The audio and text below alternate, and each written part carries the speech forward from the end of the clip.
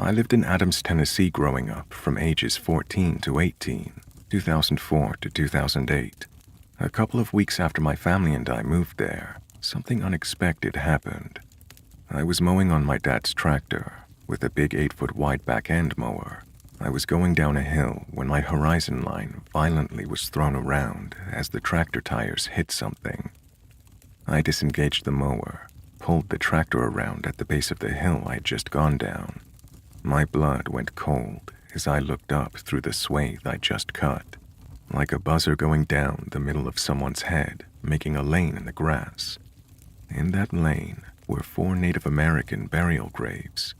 My parents started reaching out to anyone who might be able to help us identify the graves: anthropologists, historians, accredited people, etc. Those people unanimously agreed that these 4 graves were from the Trail of Tears. They corroborated this from what I remember because of how the graves were laid, very, very shallow, with a giant slab of stone where a gravestone would be. The fact that they were interned on a hillside to keep the water from sinking in and raising the bodies, since they had to bury them so quickly, and many other reasons. I consider myself a very logically driven and rationally minded person. Basically, I let my empirical senses try to explain something before I'll open myself to other possibilities. Yet, there were things that happened to me and my family that we weren't able to rationalize with a scientific mindset or anything logical. Event 1. The activity in our house started shortly after the mowing incident. We heard heavy knocking and pounding on the brick outer wall of the house.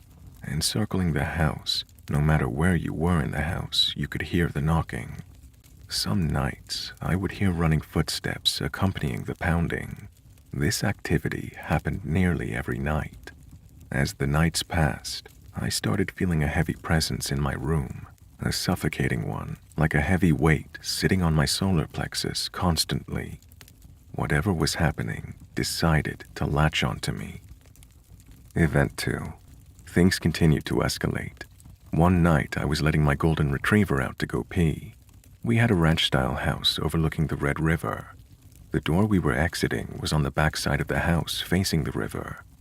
As I open the door, I start hearing faint whispering, something akin to leaves being blown or scratching across the ground. I look up at the trees to see if the wind was blowing. Everything was perfectly still. It was fall in Tennessee, so tons of leaves were on the ground. They were not moving either. The scratching/blowing leaf noise continued, but as it continued, it grew closer and louder. It sounded like a language of some sort, like how you'd imagine an incantation or something nefarious in the tone of the sound. I looked down at my golden retriever.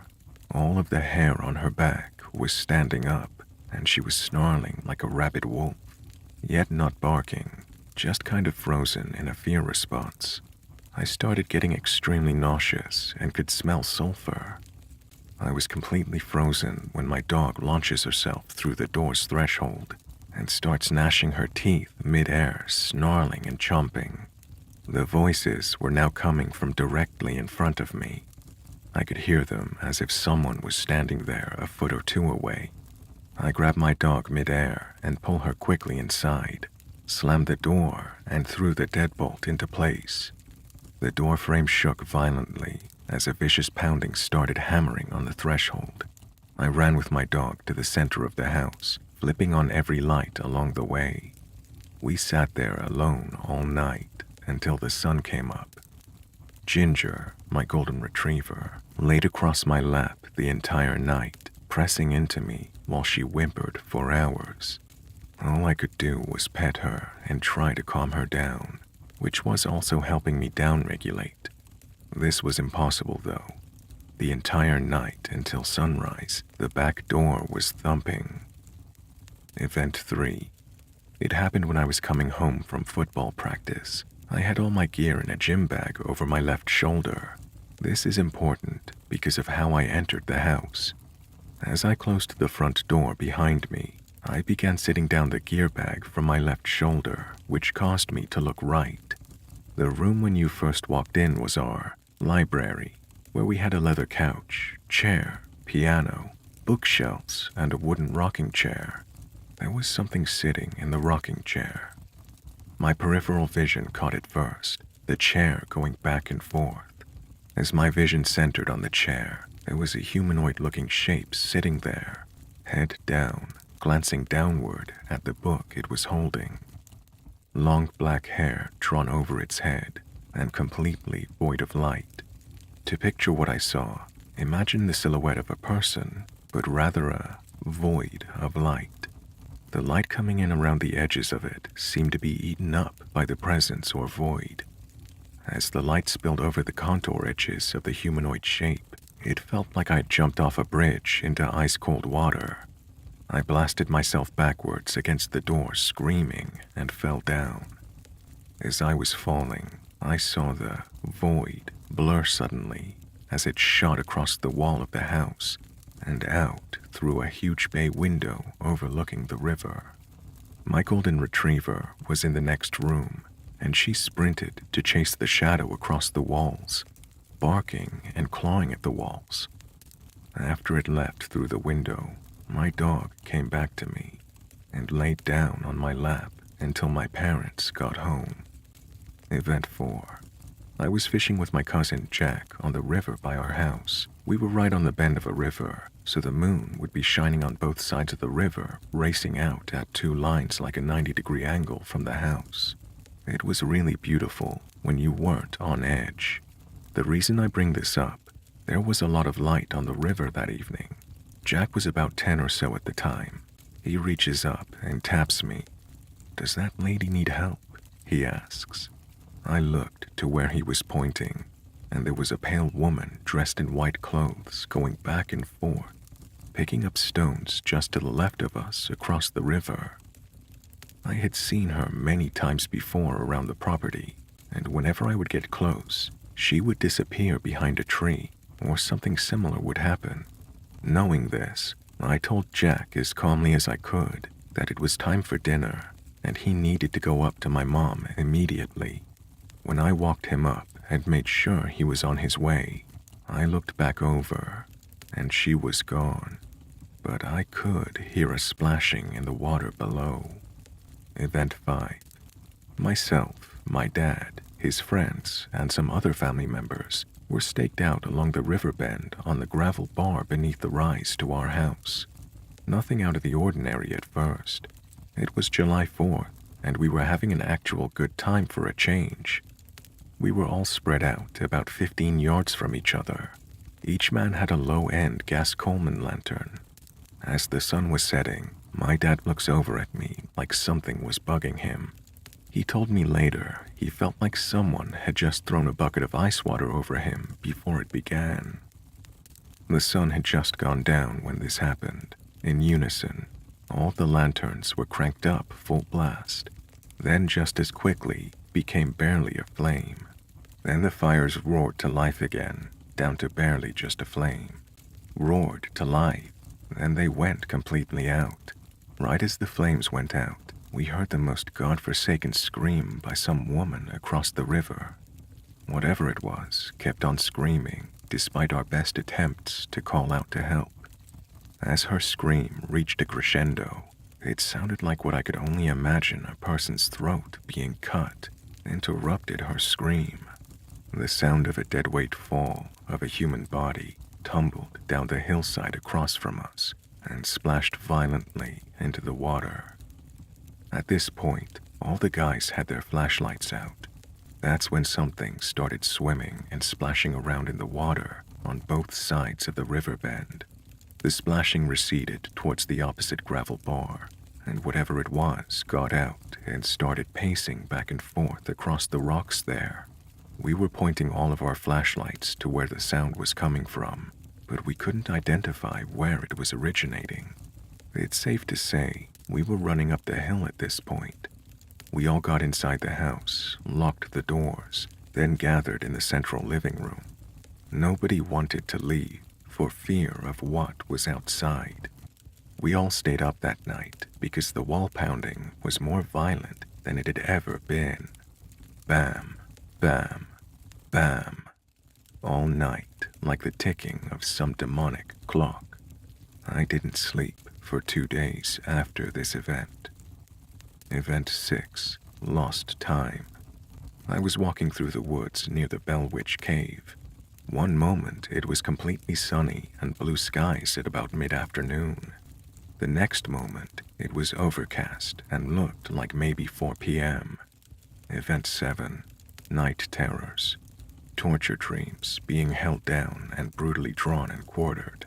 Dreams of walking through the house and the void person placing their hand on my chest and pushing through my solar plexus, body violently shaking in the dream like having a seizure.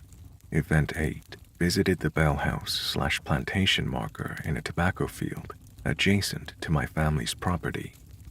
I brought some friends to try and prove that something crazy was happening to my family. The rite of passage in the area is to go to the stone marker where the paranormal events happened hundreds of years ago, then dance on the stone saying, "I don't believe in the Bell Witch." I got them to promise that they wouldn't do that while we went. Of course, the moment we get there, one guy who doubted the legends in a massive way jumps up onto the stone marker and starts screaming, "I don't believe in the Bell Witch," as loud as he could. I get so upset at him. I'm the only one who knows the way back, so I said, "Come on guys, we're leaving." In this area, it's known as the Tennessee River Valley, so there's tons of flowing water and whatnot around these tobacco fields. The reason this is important is because of what happened next. We're making good time walking back across this crop field, hundreds of yards long. A mist starts rolling in from the river bends and begins to saturate the field. The temperature easily drops to 25 degrees or so, and we start seeing our breath. I begin to smell sulfur in the breeze. As the mist became a fog, it began. I start hearing this wheezy and deeply cavernous sounding breath around us, like being inside a cave that was breathing. Out of nowhere, we start hearing these giant blasting sounds, and I realized something was walking on the chopped tobacco stalks.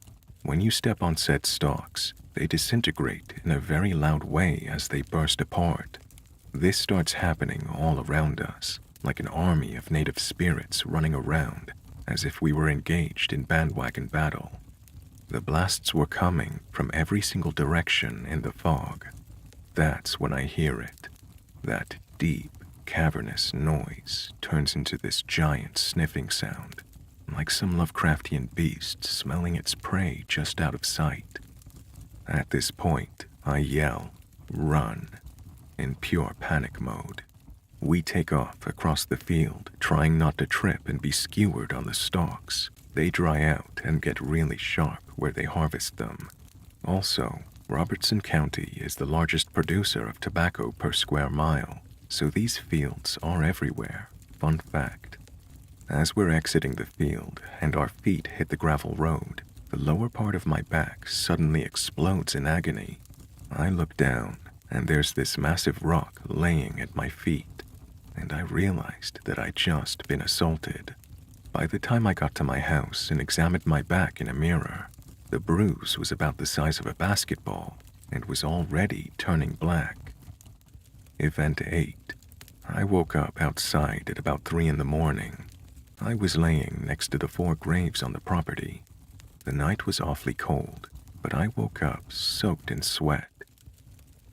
We lived there for so long that I have many events to share, processes, and I'm willing to have a discussion about my time there with you all. It's really hard for me to talk about this without re-traumatizing myself, but my friends and family are encouraging me to share my experiences with like-minded people so I can try to find peace surrounding my trauma. Thank you for listening.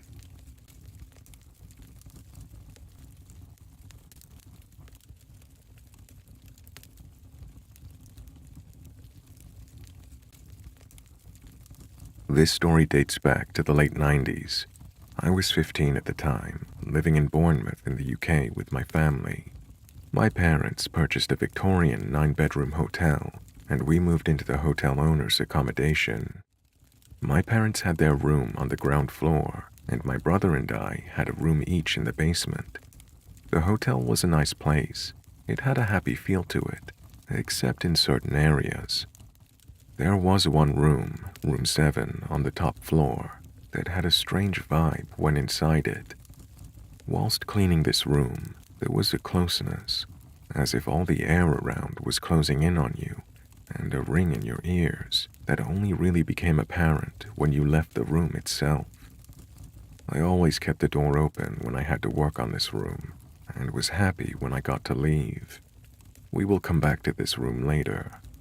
Within the first few months living in the hotel, it was apparent to the whole family that things were happening that could not be explained by everyday logic. The large old doors around the hotel were heavy and had been fitted with auto-closers for fire safety reasons. This made it generally difficult to open them at times, particularly when carrying trays and hotel supplies. However, often we would be walking through parts of the hotel and a door would swing open. We would expect someone to walk out of the connecting room, but there would be no one there. Another occurrence experienced by my entire family at some point or another was the feeling of being hit by a sudden gust of wind, even when in a room with all the doors and windows closed. We're not talking about a little breeze. This was like someone held a large rotary fan up to our face and put it on maximum power. Then, after the wind stopped, there would be a strong smell of a gingery aftershave. The first major incident we had involved room 7. A couple and their 10-year-old daughter were staying in the room. After dinner, the parents went to the bar for some drinks, but the daughter was bored and wanted to go watch TV in their room, so she did. All was fine, until another guest entered the bar area and asked if anyone was staying in room 7, as they could hear someone screaming in that room. My parents and the girl's parents ran upstairs, and they went into the room and found the daughter sitting up in bed in floods of tears. When asked what was wrong, she said she had fallen asleep and then woke up to see a man standing in the room. My parents asked what the man looked like, thinking it was one of the other guests in the hotel, but the description she gave was of a tall man wearing a top hat, and that he had hair down the sides of his face, but not a beard. She effectively described a Victorian man with sideburns. Her parents asked where he went, but she didn't know. When she woke up, he told her to stay in bed and go back to sleep. That is when she started screaming, and when she looked back up, he was gone. They searched the hotel, but no one was found, and none of the guests came close to matching that description. They put it down to a bad dream, but my family was sure there was more to it than that. Not that we ever talked to the guests about the supernatural occurrences. We figured it would cause more issues if people actively knew. It was a few months before the next sighting. The ground floor layout of the hotel was quite basic. There was a main lobby area, and off from that were the different rooms, lounge, dining room, kitchen, etc. The bar was part of an old extension only accessible through the dining room. This meant that if you were sat in a certain position in the bar, you could see directly through the dining room and into the main lobby and stairs area. A guest was sat having a drink in that exact spot when she turned to my mom standing behind the bar and excitedly said, "Oh, you have a wedding party in." My mom was confused and asked what the guest was referring to. The guest said that a man wearing a full top hat and tails had just walked down the stairs. My mom moved around beside the bar and looked out the window towards the entrance of the hotel, at which point the guest said, "He didn't go that way. He went down to the right side of the stairs." What the guest didn't know was that the right side of the stairs led to our private quarters. My mom and dad went to check, but there was no one there, and although there were ways out of the building, they were locked and bolted from the inside. so no one could have exited through them without it showing. Another common occurrence in the hotel would be the sound of running. When on the ground floor, you would hear running upstairs. This was not surprising when the hotel had guests. In an old Victorian hotel, every sound was heard and magnified. But over the Christmas break, we would shut the upper floors of the hotel and just have family time. But the running around would still continue. It was so loud at one point that we were sure someone had broken in. My brother, Dad, and I even went upstairs clutching kitchen knives for safety. But after unlocking and checking the rooms, no one was up there. A guest started staying long-term at the hotel. I don't recall what his job was, but he had business some of the year in Bournemouth, and certain other days he had to travel to London. On London days, he would need to be out of the hotel by 5 a.m. My mom would leave him out a continental breakfast. He would help himself to it and would be gone before we woke up, returning later in the evening. One day when returning from London, he was chatting to my parents, and he said something strange had happened when he left the hotel that morning. He had come out of his room as usual and was surprised to see a boy stood on the half landing leading up to the top floor of the hotel. The man was not used to seeing someone else up at 4:30 a.m., but being polite, he said good morning to the boy. He said the boy did not say anything. Instead, he just turned and slowly walked up to the top floor. The man thought it was strange, but carried on with his normal morning routine. My parents were puzzled by this and asked him what the boy had looked like.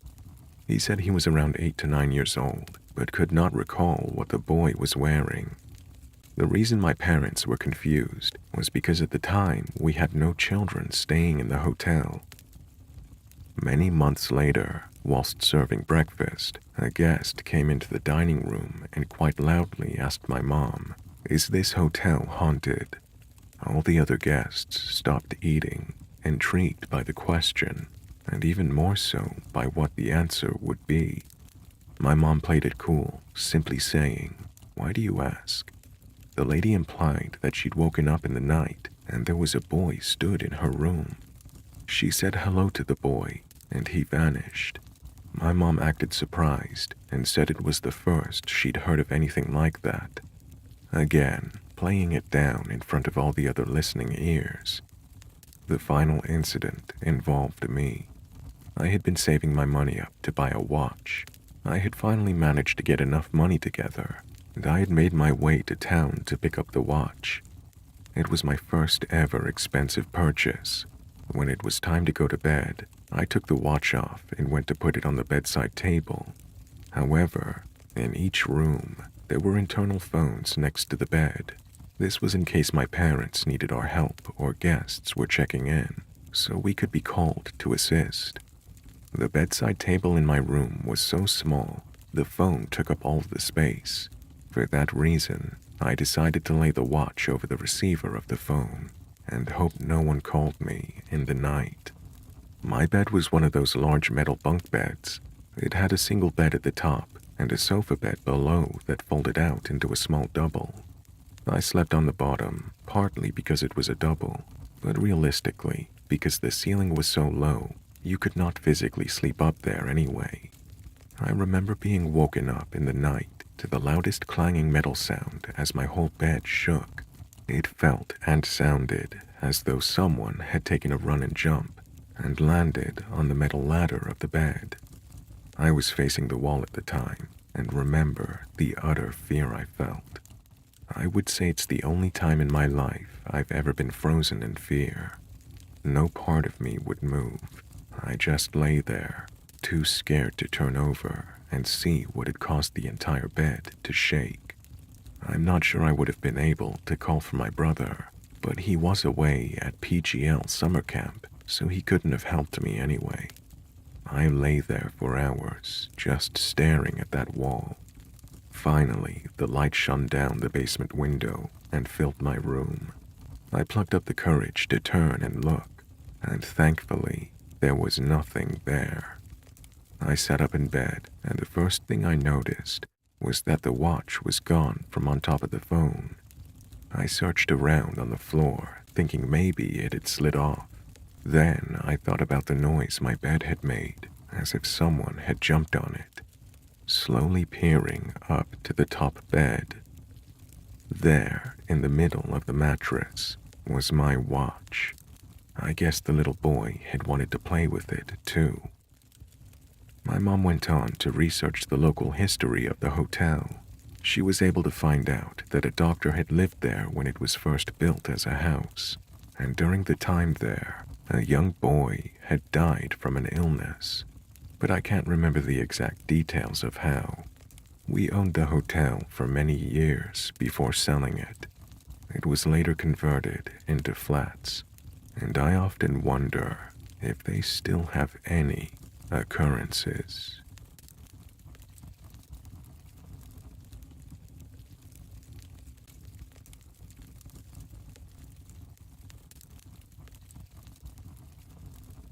This took place in Colorado. This weed farm itself was way off the beaten path, which was perfect for growing a crop people like to steal, and made it interesting for the only security guard there at night. It was apparently used to grow beans throughout the 1900s, before some bright-eyed entrepreneurs bought it to get a foot in the cannabis business. It's completely surrounded by woods on all sides. Upon entering the complex, you're met with several old farmhouses. Only one was used for offices, while the other two were just storage. This was called the admin area and is on the north end of the property. To the east, west, and south, you have 3 growing fields, all approximately 100 acres. Just past the admin area, you had 7 greenhouses encompassed by a fence and a large garage attached to it that was used to house greenhouse supplies. Across the lot from that, another garage for farming equipment, so a very large area for one lone security guard. Now, this was a brand new contract, so I had no one to show me around, and was basically tasked with creating security procedure for the other guards to follow. To that end, I was working 7 days a week, 4 p.m. to 6 a.m., until I had everything ironed out. My first day, I do a walkthrough of the place with my boss and the farm owner, then was left on my own to figure it out. Thankfully, I did have a decent little office in the admin building, and they even had an 8-channel security system set up. So weeks go by, and nothing weird has happened, not even an off feeling. If anything, it was beyond peaceful. I figured out a good security routine and made a policy out of it for new guards to follow. After that, life was easy. I do my checks, read fanfic, watch YouTube, glance at cameras, repeat. I was doing just that at about 2 a.m. when I see a black mass jump over the greenhouse fence. I bolt up, lock my office, and run down there, weapon drawn. Now that may seem like a dramatic response, but I should be the only person for literally miles around. The main road is the only way in by vehicle, and it's gated. Plus, the gate is right next to my office, so I would have seen or heard someone approach by vehicle. And foot traffic at that hour and in that location, well, it's probably not the mailman. I get to the greenhouse area gate and quietly let myself in. I start checking greenhouses one by one. After about 20 minutes, I find absolutely nothing. I find the camera in question and looked around the area, but I found nothing out of place. I end up doing my entire security check early just to be sure. I then head back to my office. I plan to review the footage because the fence is 8 foot tall with an additional foot of barbed wire across the top. That in itself freaks me out because I've been outside for over an hour before I realize the only thing that can clear that jump is a mountain lion. So I hustled back to my office, but my monitor is black. No signal found. The hard drive in the brand new DVR is fried. At this point it's weird, but not necessarily paranormal. A few days go by. We get the hard drive replaced, and all is well. It's probably around midnight, and I'm doing my checks by the back side of the greenhouse area, when out of nowhere, a blood-curdling scream, and it's damn close. My body goes cold. This very well could be the big cat I suspected from a few nights earlier. I find the nearest gate and let myself into the greenhouse area. Better in there than out in the open. But then I hear crying. Unmistakably female, diaphragm shaking, snot-slinging weeping. That's not a cat. I almost wish it was. But I have to look. That's my job. Now, behind the greenhouse area, there's a dirt road in front of the center field that circles all the way around it. This road connects to the perimeter roads for the two side fields. Think of 3 big circles arranged in the loose shape of a triangle with the greenhouses in the middle. Well, this crying sounded like it was coming from that center road. I start to approach very slowly and can still hear it as clear as day. It's getting louder and louder the closer I get. It's almost nightmarish, until it just stops. So I stopped. I stayed there completely still for quite a long time, but there was nothing. People don't just stop sobbing. There's at least sniffling, maybe that hiccuping thing when you try to catch your breath, but it just went from wailing to nothing in one beat. After that, I always felt uncomfortable toward that back field. I heard the screams several more times after that, always around midnight, and always from that same area, but I never went to investigate after my initial experience. By this time, harvest has come and gone, and the fields are bare. I'm still needed, however, because they use the greenhouses throughout the winter. As the seasons change, so did my responsibilities. Rather than patrolling the fields, my focus was the greenhouses. Not just for theft, but also ensuring that the heaters continue to work throughout the cold nights. To this end, I took to parking my Jeep next to the greenhouse area so I didn't have to make the long trek through the snow from the security office to the greenhouses. I could see everything I needed to from my driver's seat, and my Jeep heater was infinitely better than the little space heater in my office. I had a routine. Start the Jeep, get it nice and hot, then turn it off. I kept my windows cracked because security work at night is 50% listening for weird shit. I didn't have to listen hard. A loud bang immediately removed any drowsiness I may have had. Something just hit my vehicle. I don't get out immediately. I took a good look around, listened for footsteps, and check my mirrors frantically, but there's nothing. Then it happens again. Bang, on the roof of my Jeep, and dirt tumbles down my windshield. Someone's throwing dirt clumps at me. I call my supervisor and explain what's going on, and she says she's on her way and will be there in about half an hour, as she's working at another farm not too far away. I reach to the passenger seat and grab my spotlight. The big kind of spotlight, 1,000 lumens, and allows me to see the back of every field. The kind of spotlight that will land you in jail if you shine it at a plane. I hop out of my Jeep and climb on the roof. It had to have come from the back field. I began panning back and forth with my handheld beam of daylight. I don't immediately see anyone, so I start with verbal commands. Come out. You're trespassing. Announce yourself. I'm authorized to use lethal force. Yada yada. There's no response. I stay posted up until my supervisor arrives. We decide to walk the perimeter of all 3 fields and found absolutely nothing. By this time it's almost 3 a.m. and we were back at my Jeep talking and smoking. Then a whistle, kind of like that playful 2-tone whistle that says, I'm over here. My supervisor just gave me this look like, seriously. I told her that's the kind of thing I deal with at this place. She stuck around for the rest of the shift, but nothing else happened. It stayed quiet until Christmas Day when I picked up a shift for that sweet holiday pay. I opted to stay in the office for the sake of my Jeep. That's when the music started. Long, flowing classical music that you might hear playing quietly at a fancy party.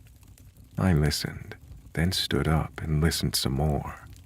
I walked to the doorway of the security office and stopped to listen again. It's still there.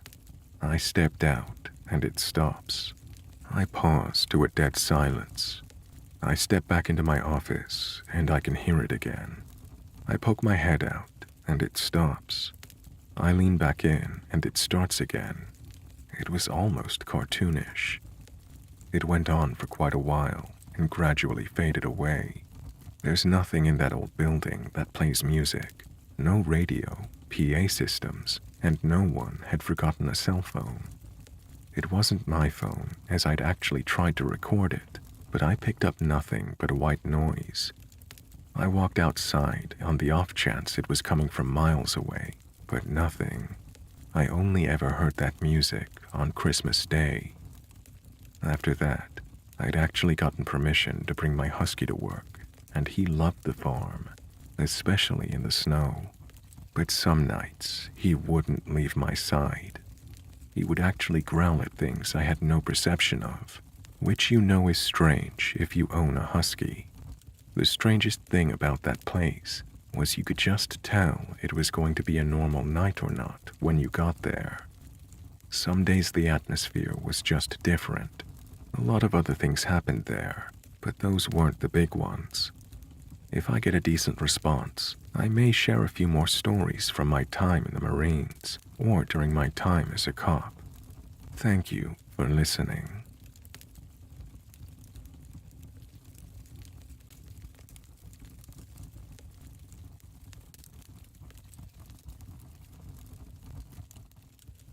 A couple of years ago, I babysat for a family friend. She and her husband lived with their 2 kids, a girl about 7 called Kay, and a boy about 12 called Jay. I babysat these kids so much that we became very close, brother and sisters type of deal. They weren't difficult kids. They had a hard home life because their parents were borderline abusive, but they still were good kids. I tried my best to be a positive adult in their life. I was 18 to 19 during this. The family moved around a lot. I've known them now for over 6 years, and they have moved every single year. This experience happened in 2015. I was halfway through my senior year when the family moved into the house. It was nice, just built in 2013 or something like that. A nice neighborhood, but rent was really low. The mother often bragged about the steal of a deal she got from the house. To put in perspective, the average rent in this area is about $1,200 just for an apartment. These guys got a whole 2-story house, 3 beds, 4 baths, freshly built in a nice neighborhood for about $650. I thought that was weird and asked if there was anything wrong with the house, to which she replied the inspection came back clear. I didn't think much beyond that. I started babysitting, and I immediately felt something was off. I have anxiety, so going to a new place really puts me in a funk, so I just figured that's what it was at first. The way the home is set is important. On the bottom floor, they had a living room, dining area, and a kitchen with some other rooms. I spent most of my time in the living room, working on things for school, while the kids were upstairs playing games or with their friends. While you're in the living room, there's a wall that blocks you from seeing the stairs. Upstairs, there are bedrooms. Immediately off the stairs and above the living room is the parents' room, which was off limits to the kids. Then a loft area that looks down over the front door to make a grand foyer feeling. There's a light that can be on, which can be seen from downstairs because of the loft. Then the kids' bedrooms were down a hallway. Now, let's get into the experiences. Nothing happened really at first that was too mind-boggling. Little noises here and there, knocks on the walls, things being misplaced, lights flickering, but nothing that made me think ghosts. I figured they got what they paid for, and my memory was garbage. After a couple of months of that, things started picking up. The kids, who were usually very sweet and kind to each other, started becoming noticeably more snappy to everyone, especially Jay. He had complained about nightmares he had started having about someone standing in his doorway watching him. His parents wouldn't listen though. Their behavior grew even worse as time went on. It was a weekend, and the parents were going to be gone for a while. The kids were upstairs doing their thing. I was downstairs in the living room, looking at a pizza to order for lunch. Out of nowhere, I hear really loud footsteps coming from above me in the parents' bedroom, thunderous even. Thinking it was the kids being little dingus meats, I immediately headed upstairs to tell them to get out. But I was greeted with the two kids standing in their doorways, staring at the closed door to their parents' room. The footsteps/bangs still continuing inside. At this point, I thought it was an intruder and instructed the kids to get into their rooms and lock their doors. I called 911 and explained the situation. As I stayed on the phone, the footsteps continued to walk around the room. I could hear it moving to different locations of the room. 2 officers arrived, so I grabbed the kids and we waited outside, the banging still continuing as one of the officers escorted us out. They came out empty-handed and said nothing was there, and that it may have been something with the door because the banging stopped as soon as they opened the door. I had felt the shaking of the floor moving around the room, so I knew it wasn't the door. But I guess, in my denial, I ignored it and took the kids out for ice cream, trying not to think about it. Another time, the kids and I were sitting in the dining area eating dinner. It was only 3 of us in the house, and from the dining area, you could see the light upstairs was on, and it cast a shadow onto the front door. I was making a joke about how I'm the only one who knows how to turn off a light around here, and I saw a shadow of a hand from upstairs on the front door, and I think that's when it really started settling down with me that the house was haunted. The kids didn't see it, and I didn't tell them. I figured it would just add stress they didn't need. I told the parents that night when they came home, but they brushed me off, saying they haven't experienced anything. This continued on for a while. I would experience something, the kids would, but the parents wouldn't believe any of us. It was summer just after I graduated high school. I remember it vividly because I was awake reading articles about a huge shooting that happened in my town. That's when the banging from upstairs started happening.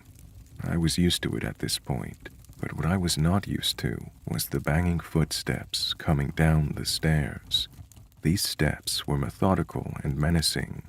I felt terrible energy in the room, and it was cold despite it being in the middle of summer in the south. I counted the seconds between steps, and it was 5, every single time. I called out to the kids and told them to stop joking around, but I knew it was not the kids. I was terrified. The footsteps stopped at the bottom of the stairs, and I couldn't see who was there. Then I saw an apparition. It was of a little girl. She had brunette hair and a red dress. She looked innocent enough, but the energy in the room was so heavy I almost threw up. She looked at me, and I looked at her. She didn't move. I figured I was hallucinating and began rubbing my eyes, but when I finished rubbing them, she was right in front of me. In that situation, I couldn't move or do anything. My mind just went to kid brain, and I hid underneath the blanket I was using. I called the parents, crying, and told them to come back immediately. When they came, the energy in the room lightened, and I finally came out from under the blanket. She was gone. They asked what was wrong and what happened, and I told them it didn't matter because they wouldn't believe me. I then informed them to find another babysitter because I would not be returning. I still wonder about the kids. I hope they ended up okay. They moved out of that house at the end of the year, but I'm not sure if what I saw was attached to them or not.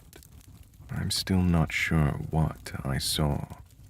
Anyway, thanks for listening if you made it this far. Sorry if it seems so scrambled. I still have nightmares about the girl, and it's still a really frightening event to me.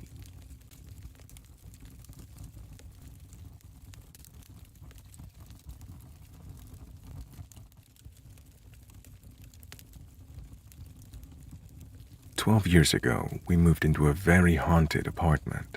For context, I will need to go further back in the timeline, as my stepson was a huge component of the story. These stories about my stepson were relayed to me from my husband. I believe my stepson as a child was sensitive to ghosts, paranormal, and whatever else. An accident happened when my stepson was a baby at another haunted apartment where he woke up in the middle of the night crying like he was hurt in his crib.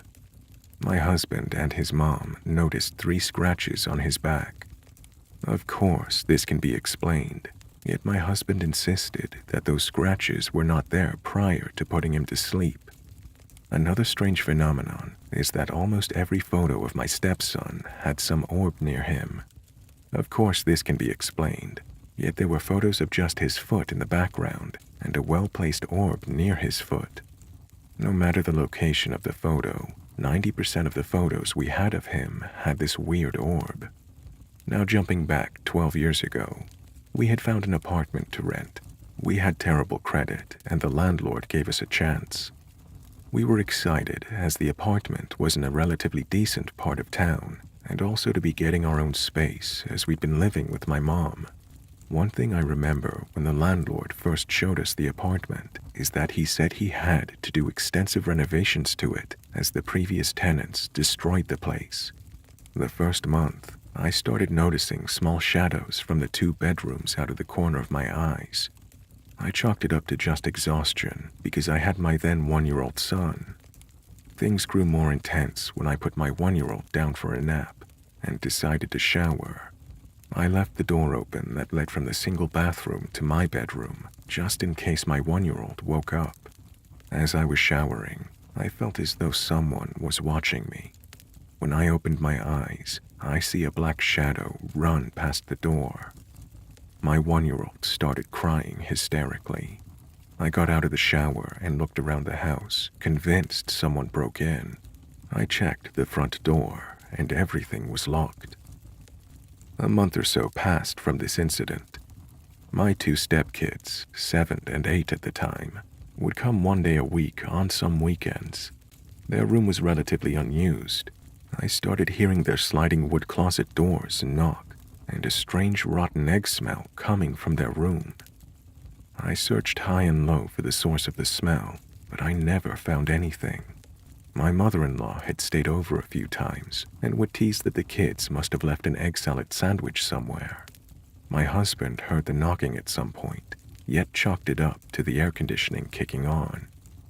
One weekend, my husband was out of town for work, and I was alone with all the kids. I had gotten them all to sleep and had decided to stay up and watch Ghost Adventures. I was laying on the couch when I happened to look up and see my stepson standing by the couch with his eyes closed. I immediately realized he was sleepwalking, which happened from time to time. He started mumbling about an old scary man in his closet. I stupidly figured he was having a nightmare and guided him back to his bed. As I started to walk out of the room, my stepson sat up in bed and mumbled again, "The old man in the closet is looking at me." I looked over to see the closet open and instantly got creeped out. Then my stepson said, "He's going to knock." Then 3 quick knocks happened. Immediately, the smell of rotten eggs got heavy in the room. I flicked the lights on and guided my stepson to my bedroom.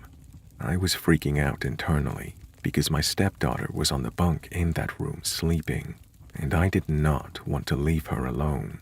I got all the kids into my bed and stayed up until I no longer could fight sleep.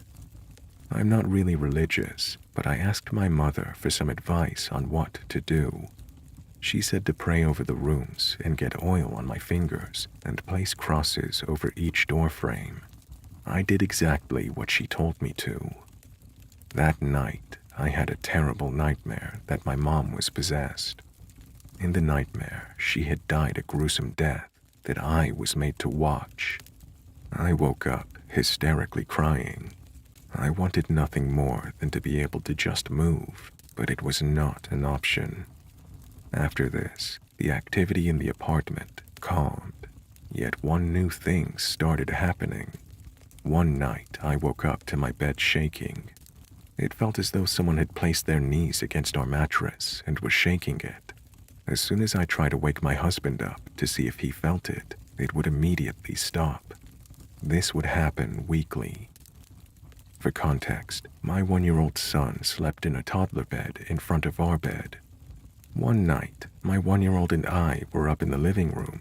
My husband went to bed early as he had to go to work early the next day. He came out looking upset and said to stop allowing our 1-year-old to come into the room because he was shaking the bed. I told him our son never went into the room. As soon as I finished that sentence, the glass cover to the entryway light, which was right behind me, came crashing down. My husband stood there, sleepily trying to process everything. He finally was feeling and seeing the things I'd been dealing with.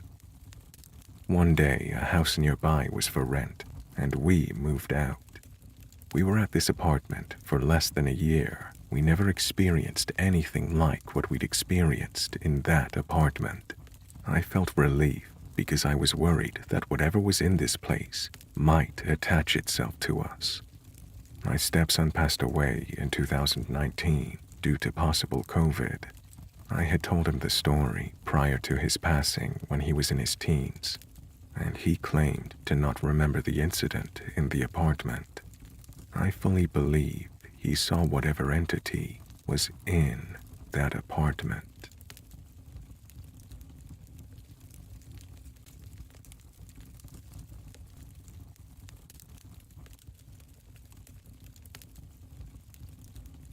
When I was little, maybe around 7 or so, I had my first paranormal experience. My mom always told me that she felt like I attracted things from the spiritual realm even as a baby. But this experience is the first one that is my own memory, and I remember it vividly. I'm now 26 years old. My mom was unlucky enough to have not only my father die, but also my little sister's father. My dad passed away due to a car accident, and my sister's father ended himself after a battle with severe depression. Needless to say, my mom had it pretty rough. And being a single working mother, she would often take us to a family friend who babysat us while she worked late nights at the hospital. The woman who babysat us was a warm, kind, and gentle woman named Rhonda. She always took the best care of us, and my sister and I really enjoyed staying with her. Rhonda had 2 birds who we loved to talk to, and they would repeat simple things like, "Hello" and "What's up?" We thought it was the coolest thing. After a long day of playing, my sister and I were off to bed, and Rhonda tucked me into my bed in her spare room downstairs. My sister was still pretty little, and she slept in the same room as Rhonda because she was too scared to sleep alone. And Rhonda was like a grandma to us, who was more than happy to share her bed if we got scared. I was a big girl and loved having my own room to sleep in, and I was never scared. On this night, though, I was having trouble falling asleep, and I just kept tossing and turning, growing frustrated that I wasn't asleep.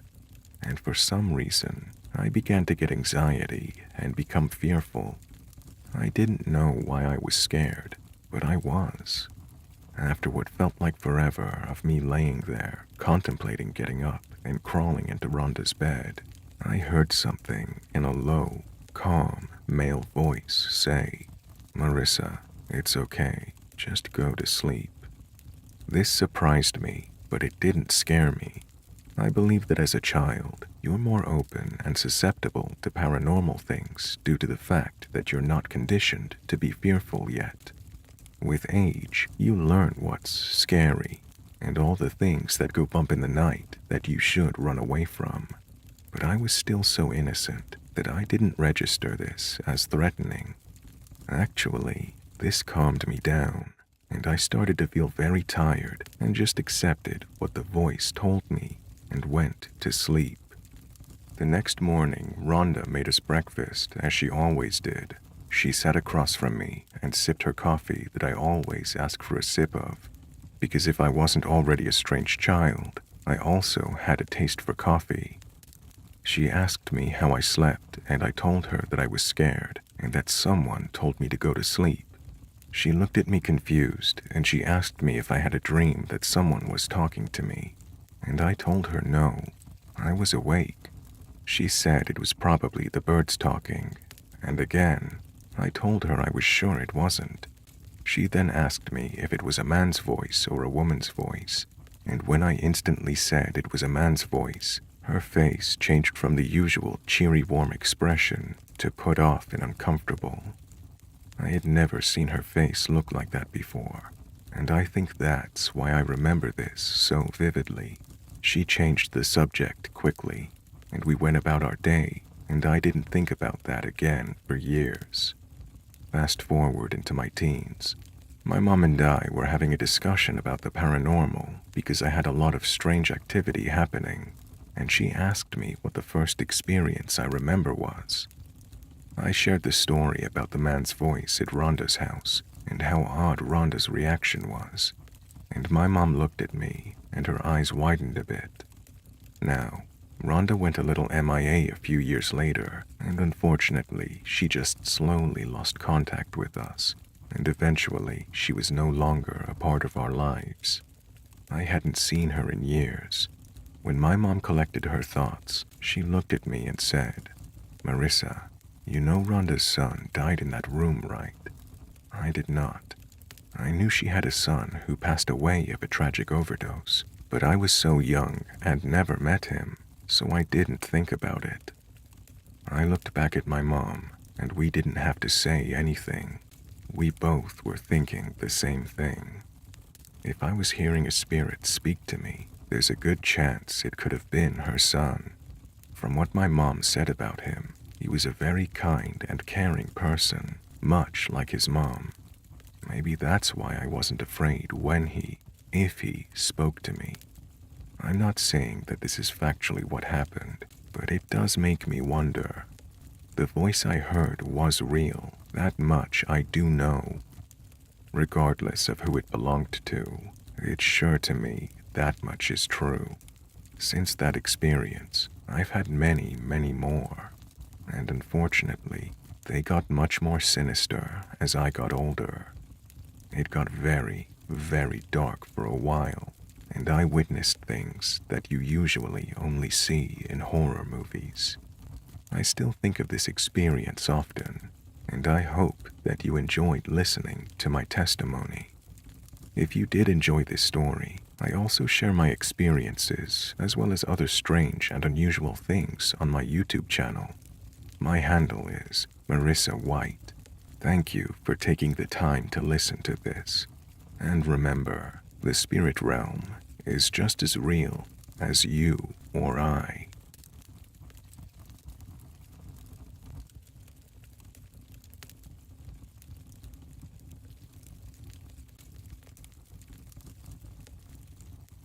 This is one of many stories that I have from working night shift at a laundromat in a bad area. It's definitely the freakiest. So, for context, my mom took a job years ago at a local laundromat because we knew the owner and needed extra money. I was around 10 when she got the job, and she allowed me to come with her because she would give me a little allowance for helping her do small tasks. I ended up going with her every night for years, and as I got older, I mainly went to make sure my mom was safe because I was worried about her. We regularly dealt with angry customers refusing to leave, most of which were drunk or high, and we had to call the police a few times. My mom was always worried about me tagging along, but I insisted, and to this day, I still can't say I regret it. A lot of good came out of it, mainly the work experience, and that made up for how intense it could be.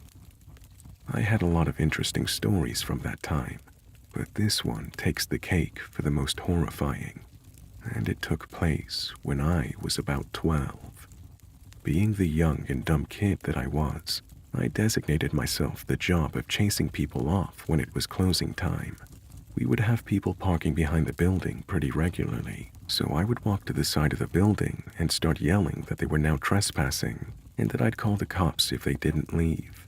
I feel that this is important to bring up because I now realize that I let any shady person hanging around the building at night know of my presence, and that's a dangerous thing to do when you're a 12-year-old girl. I was blissfully unaware that anything could happen to me until one night when we showed up to find that the door lock had been broken. My mom had unlocked the building that morning, so it wasn't like this was a break-in attempt since it had been unlocked all day. We were a bit shaken up, but my mom texted her boss to let him know about it. She told me to tell her if I saw anyone pull up. After about 30 minutes, I finished my few tasks and sat down to draw in my sketchbook. I had barely been sat down for a few minutes when I heard the door swing open, which startled me because normally people just knock when they see the closed sign. My mom noticed it too and yelled out that we were closed. I heard an older man's voice respond, explaining that he'd just come in to use our drink machine. We normally let people in to use our snack and drink machines. So my mom told him he had a few minutes and went back into the closet to grab something. I was sat about 7 feet away from the drink machine, so I heard him walk up but didn't really pay much attention to him. I continued to draw until I started getting the feeling that someone was watching me, and I realized I didn't hear this guy put any money into the drink machine. I nervously glanced to my left and saw a tall man in his mid-60s staring right at me with a big smile on his face. I jumped a bit, but forced an awkward smile back at him and directed my attention back to drawing. As soon as I did this, I heard what sounded like shuffling, and when I looked over again, he was closer. I didn't know what to do, so I tried to just not look at him, but every time I would look away, he would shuffle closer. His body was still facing the drink machine, but his neck was craned in my direction, and he wouldn't stop smiling and staring. I began shaking and panicking, and my eyes were darting back and forth between him and the closet door, while I tried to plan a fast escape. I went to reach for my knife in my bag because I couldn't even imagine this man's intentions, and I quickly realized that it was not there. I'd left my knife at home when I needed it the most, and I was petrified.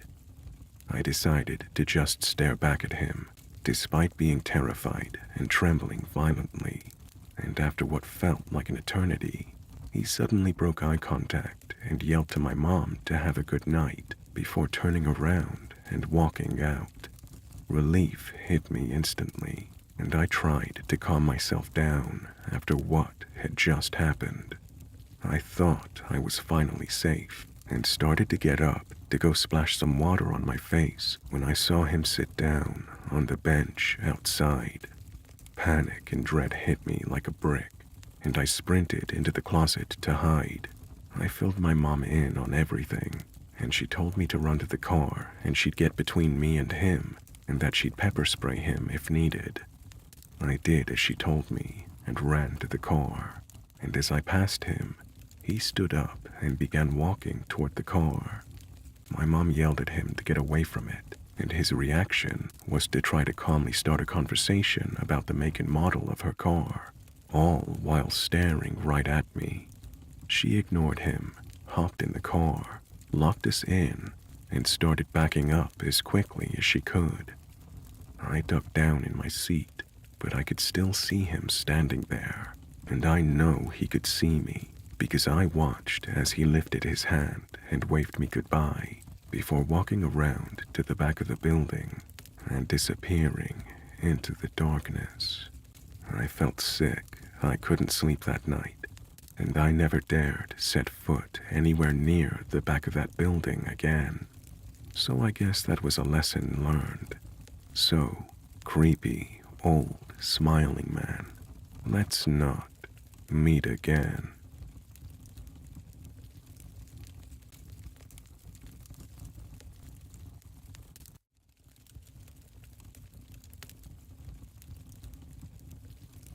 When I was in my first year out of school, my older brother and I moved into a small 2-story apartment in Scarborough, Western Australia. It was relatively cheap and in a great location, with the only drawback being the apartment seemed half-finished in places. There were quite a few outdoor areas that were crumbling away, and even some of the walls in the upstairs area had sections of the wall unpainted. We were apparently the first tenants since a renovation. Our parents would come and stay with us from time to time, and we still talk about our weird experiences in that place today. It always had an eerie feeling to it, with random rooms at odd angles and a very uncomfortable aura, for lack of a better word. The biggest feeling I had at the time was that I always felt like I was going to look down the staircase from the top living area and see someone run past. I don't know why I even thought that, but my parents said it was one of the first things that I said to them about the place. It all started one Friday night when I was staying home with my mom. We were both sitting on the couch watching TV at about 9 p.m. with only the lampshade and kitchen light on. We both felt something really odd that I've never felt before or since, like all the air was getting sucked out of the room, or there was a pressure change or something similar. We felt like we couldn't move, and it was like we were stuck in place. A shadow then appeared on the wall to the back left of the TV. It was about the size of a small person, but almost just looked like a blob in a vague shape of a human. It moved diagonally up the wall to the left, as if it were climbing a set of stairs. It then disappeared, and we spent the rest of the night in hysterics, leaving the house until my brother and dad returned a few hours later. What must have been a few weekends later, another encounter occurred. I had just been at the cinemas watching a film with some friends. The film was White Noise, and it was based on hearing ghosts speak to you through the static of an untuned radio.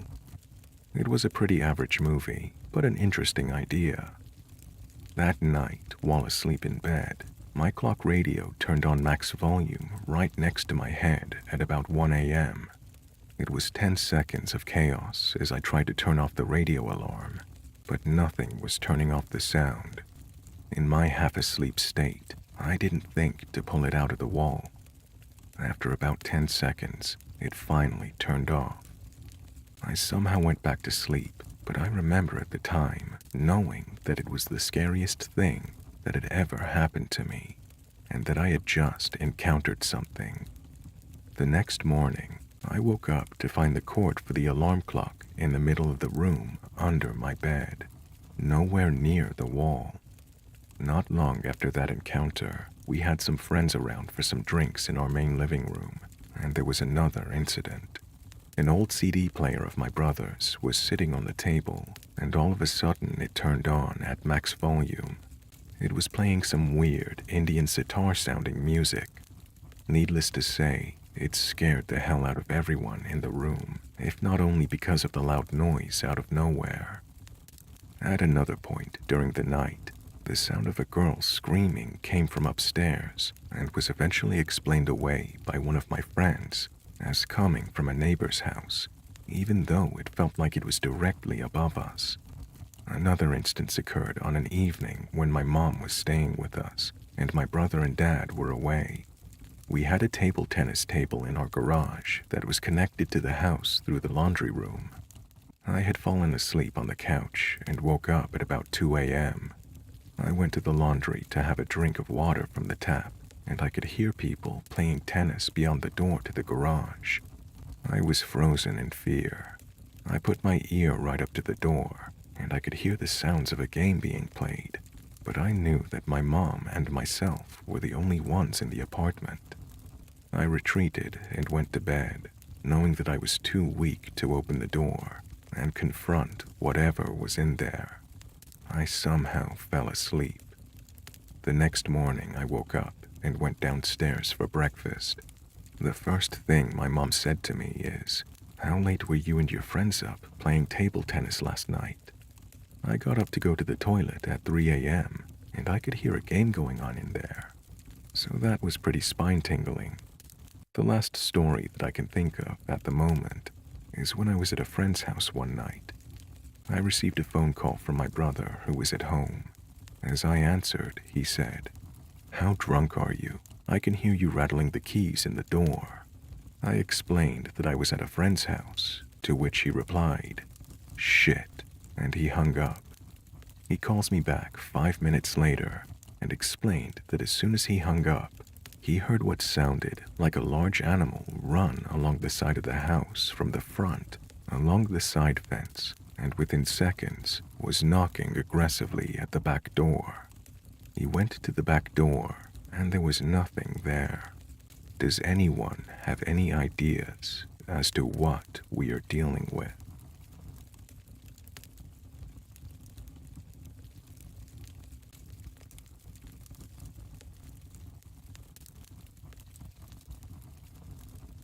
The most haunted road in New Jersey, Clinton Road. This was a couple of years ago. I was still in college. I worked at my local high school in South Jersey on the night shift for some extra money, but unfortunately the hours meant I didn't really get to have a life during the week.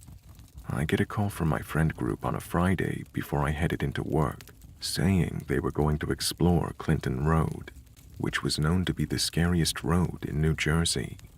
Obviously, I couldn't go, so I told them to let me know how they made it out.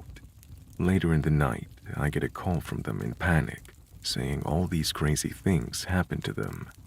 They described what happened to them, how they threw their coins over Ghost Boy Bridge, and they came back. A ghost truck following them, and the feeling of being watched. I thought they were just hyping it up because I missed out. So it was decided we'd all go the next night, but this time I got to see it for myself, something I'd regret for the rest of my life. Us being from South Jersey, Clinton Road is a bit of a drive for us, about 2 hours, so there was plenty of time for us to get all hyped up and spooked out. Now, I can only describe myself as the manly man of the group, being 6'5", 260. Especially back then, I had the persona of, it's all made up. Nothing will scare us. Boy, was I wrong. Right when we got there, the entire vibe changed from, oh, we're all gonna be spooked, to, oh wait, this is actually pretty damn creepy. The road is in the middle of the woods, houses few and far between. The first thing we see when we get there is a small mini-castle-looking building is the best I can describe it. And because of the far ride, we all had to pee. So I went to the left. My friend Joe went straight, and my friend Har went to the right. Friend 4 was a female who stayed behind us in the road. After I was done, I immediately walked back along with Har, but we noticed Joe walking towards the creepy building. I start shouting, asking what he's doing. He turns back around with a look of shock. Me being completely confused, I ask what he's doing walking there. Joe swore up and down that I was actually behind the building, waving at him to follow me in. So naturally, we're all getting freaked out. We pull up to the bridge and I check everyone for coins to make sure they don't fake it just to scare me. We all throw the coins. Nothing happens. See guys, it's all in your head. Let's go, I say. So we all start walking back to the car. Cling, cling, cling. I hear the coins hit the road. We sprint back to check, and we find the coins laying in the road. I was 100% convinced they were just messing with me, so I had the idea to mark a coin so they couldn't fake it. We threw the coin in the water, waited 5 minutes in silence. Nothing. See guys, let's go. Cling, cling, cling. I hear the coins in the road. I walk back. I'll be damned. It was a coin with the exact same markings I'd put on it. I'm extremely freaked out at this point, so we decide to go. Driving down the windy road in a newer sports car, we are all freaked and just want to leave. We see headlights appear behind us, seemingly out of nowhere. We didn't see them attached to a vehicle. I'm no car expert, but I bet my life they were lights of an old truck. Getting closer the faster we went, taking bends at fast speeds that even a new truck wouldn't be able to handle. Suddenly, the lights disappear. So now, all in a panic, we decide to pull over to map our way out. Dead silence. No light except our headlights in the woods. We then hear the typical female ghost moan, and of course what came with it was the typical woman in white dress standing in the woods right next to our car, and she let out the loudest scream I've ever heard. We're screaming at this point to get out of Dodge. Once we make it back to the main roads, we decide to dig a little deeper on this road. Apparently the ghost truck tries to make people crash on Dead Man's Curve. There have been numerous bodies buried there from the famous murderer, the Iceman. On our way home, we were so ballsy and wanted to go back again the next night. We suddenly pass an old rundown church that looks like it hasn't been used in 50 years. And of course, the sign left out front, "You need Jesus on Sunday." Safe to say that I never went back, and even up to this day, my friend groups still refuse to talk about what happened that night on Clinton Road.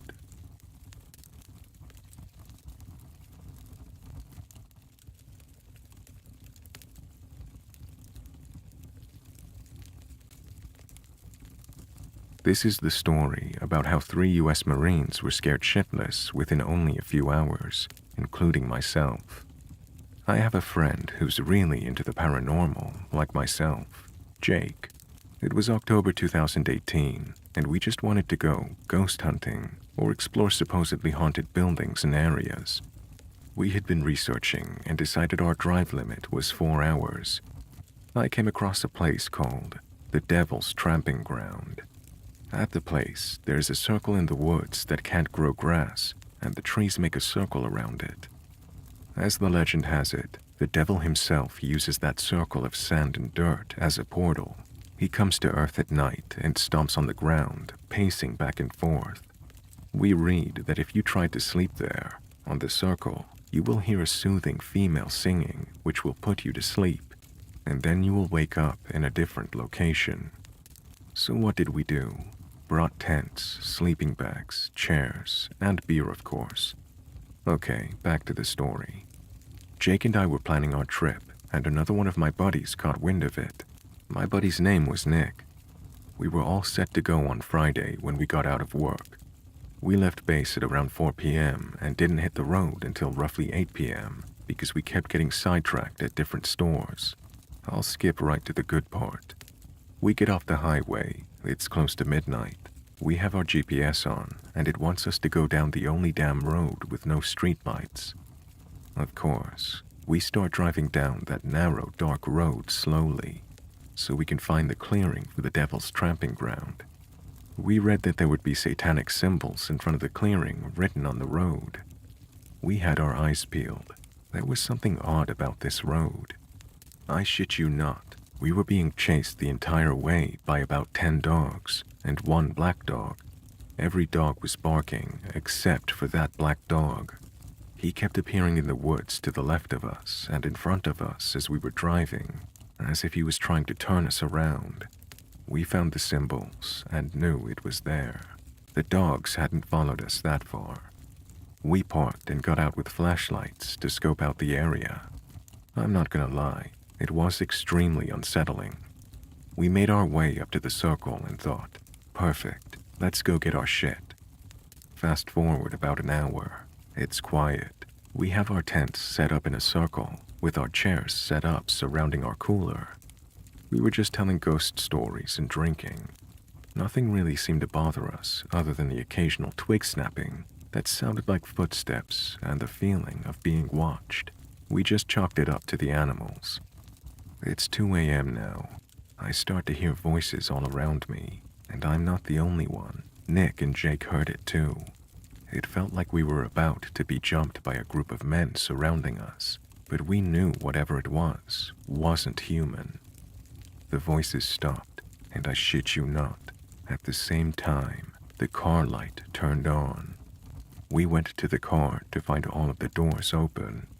Unnerved, we slowly closed all the doors and went back to drinking. 2:30 a.m. comes along. We're all on edge. We're not even drunk at this point because of the events that just took place.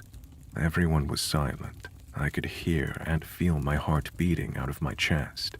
You'll never believe it. We all heard beautiful humming coming from every direction.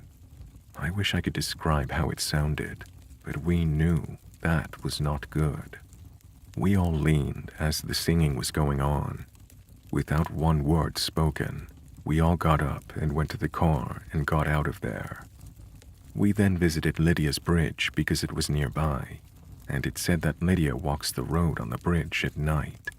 We didn't see anything, and we slept in a nearby Walmart parking lot in the car. We went back the next morning to collect our things.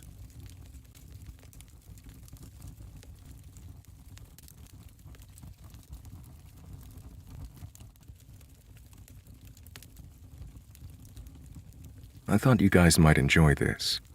I visited a house this week for work. Here in England, most of our houses are built in the late Victorian to early 20th century period, but sometimes older houses are still standing. Occasionally, I'll see an 18th century house, and once I did a job on a remote island in the English Channel, where the farmhouses had parts which dated from the late 17th century. I'd been doing my job for a long time, and this week I was scheduled to inspect the oldest house I'd ever worked on, built in the 1500s. The owner is there to let me in, and after a quick chat, she leaves me to get on with my job. The house is vacant, and no one has lived there for a few years or so. Lovely bright sunshine, and in the middle of a hot afternoon. I start to look around the ground floor and small basement. The house is detached on a big plot, but there are other houses and people around, and this is a nice suburban neighborhood that I'm very familiar with. I go upstairs and try to get into the loft. In the end, deciding that the floors are too uneven for my ladder, and that I don't want to move the owner's furniture in order to get up there. So far, no spookiness. Bear in mind that I'm in empty old houses all the time, and almost never feel anything weird. I'm not one of these people who thinks that they can commune with the dead or anything. Open the curtains and open the windows of most haunted houses, and the scare factor is removed. Anyway, after about 40 minutes, I'm nearly ready to go and have finished my job before I realize that I haven't been in the back bedroom yet. There are 5 bedrooms upstairs, and I've only been in 4 of them. I'm not expecting to see anything that I haven't seen in the other rooms, but I should really give a cursory once-over of each room to do my job properly. I head back down the hallway and go to the back bedroom. You already know what's coming next. Nothing weird with the decor of the room. It has the same wallpaper and carpet as the rest of the house, same little timber-framed window and a single bed. I think so many ghost stories rely on full rooms of spiders, coffins, or spooky kids' dolls or whatever. But this just looks like all the other rooms in the house. On the threshold, I get a strong feeling that I'm not welcome. I don't feel cold, but I'm aware that in this room, it isn't a bright summer's day anymore. I scan the room from the doorway, and I'm very aware that I should not enter. I daren't look in the mirror because my intuition tells me that I won't like what I see. I turn and leave back down the corridor, and it's a lovely sunny day again. Tension is lifted. I go back into the garden to say goodbye to the owner, who has been outside the whole time pottering around the garden. We make some small talk about the house, and as I'm trying to politely leave, the owner, out of nowhere, cheerfully says, "Oh yes, and we have a ghost, of course." Before she says anything else, I point to the window of the back bedroom and say, "In this room, right?" She laughs and says, "Yes, of course," and then tells me how when she was growing up in the house, that whoever slept in this room would report that the ghost of a young woman would tell them stories in the night.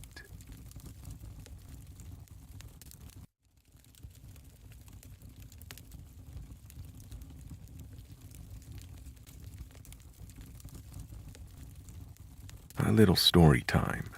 I'm of Japanese descent, and each year I go visit my family in the north of Japan, and also do the Oban, which is basically like Dia del Muerte in Japan, when the spirit of the dead come visit the land of the living. During this period, I decided to go visit Tokyo a little, and long story short, after walking for a while out of the city, I began climbing a nearby mountain to discover a substantially sized cemetery. Being a young lad of 16 at the time, I decided I'd go exploring and see which families are interred here. It was about 3 p.m. and it was scorching, and the trees here and there in the cemetery bore a welcoming shade for me to cool down a little. After about 10 minutes or so of looking around the very old stone slabs, I realized a few odd details. First, it seems I somehow got lost in the cemetery. Mind you, I have an excellent sense of geolocalization, and I found my way out of many a forest, mountains, airport, and such. The cemetery itself was lower in the middle part, and surrounded by woods, so I think I was in the lower part because the horizon was only tombs. Secondly, it was getting dark. As I said before, it was around 3 p.m., so that was very odd, and the surroundings had that yellowish tinge you get at dusk. If I make a small cultural parenthesis, dusk is called tasogaridoki in Old Japanese, and it's supposed to be the in-between moment when strange things occur. Not a good time to be surrounded by tombs. Third, I was getting a little cold, not like I was plunged into an icy pool, but more like when you're in the middle of the mountains and you can feel some coldness through the gaps of your coat. After that, I began to see some weird shadows or something in the corner of my eyes. Very weird, because I wasn't feeling panicked or anything. I could calmly observe them.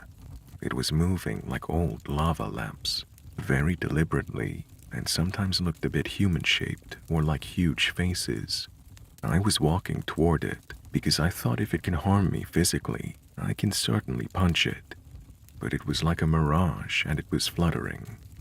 After a while, I started to feel like I was in danger. I was getting colder and colder, and at this moment, I saw a monk who was very surprised to see me there because the cemetery was supposed to be closed at this hour. He brought me back to the entrance, and I told him it was open when I got in. He informed me that he was next to it all day, and he didn't see me pass by. I assumed he thought I went in by a fraction, so I told him everything I saw and felt. He seemed very surprised at first, and then told me to look at the hour. It was 6:10 p.m. That means I was in there for like 3 hours. He then told me I shouldn't come here while the sun is setting, that I could have been taken away by Kamikakushi. Anyway, that was my very weird experience there. The cemetery was east of Kyoto, near the Shogunzuka mountain.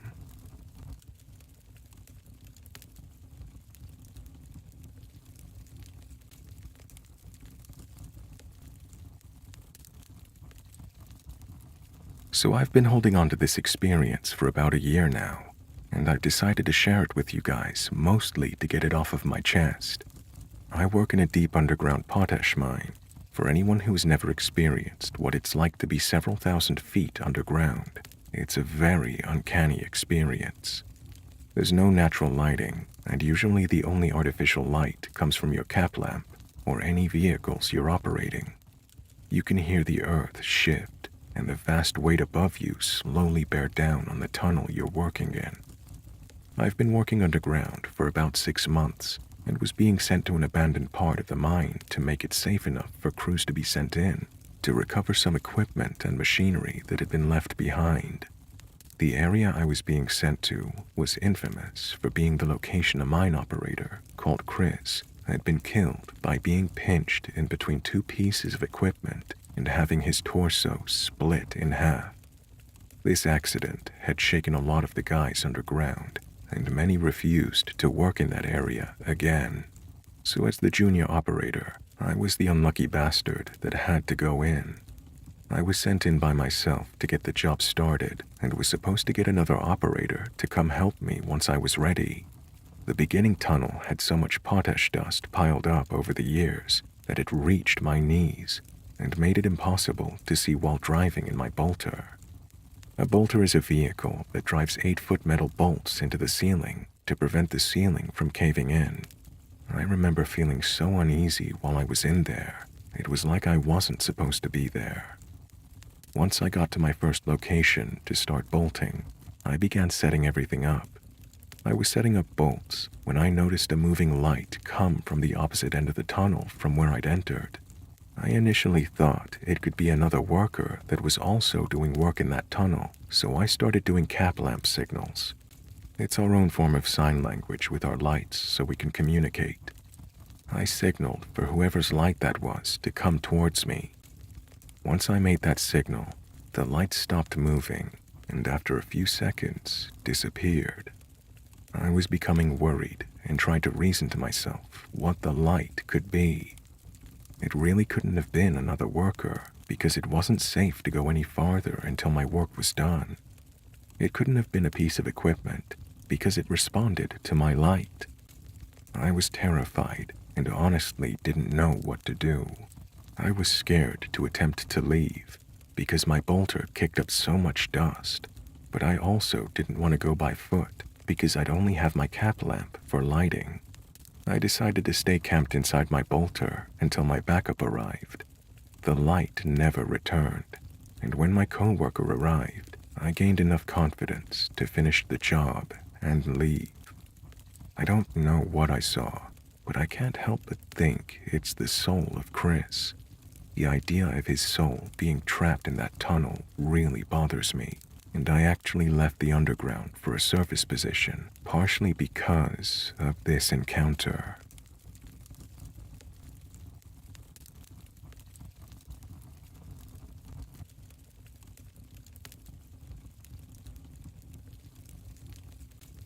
When I was 10 years old, I saw something that to this day, 6 years later, I cannot still understand at all.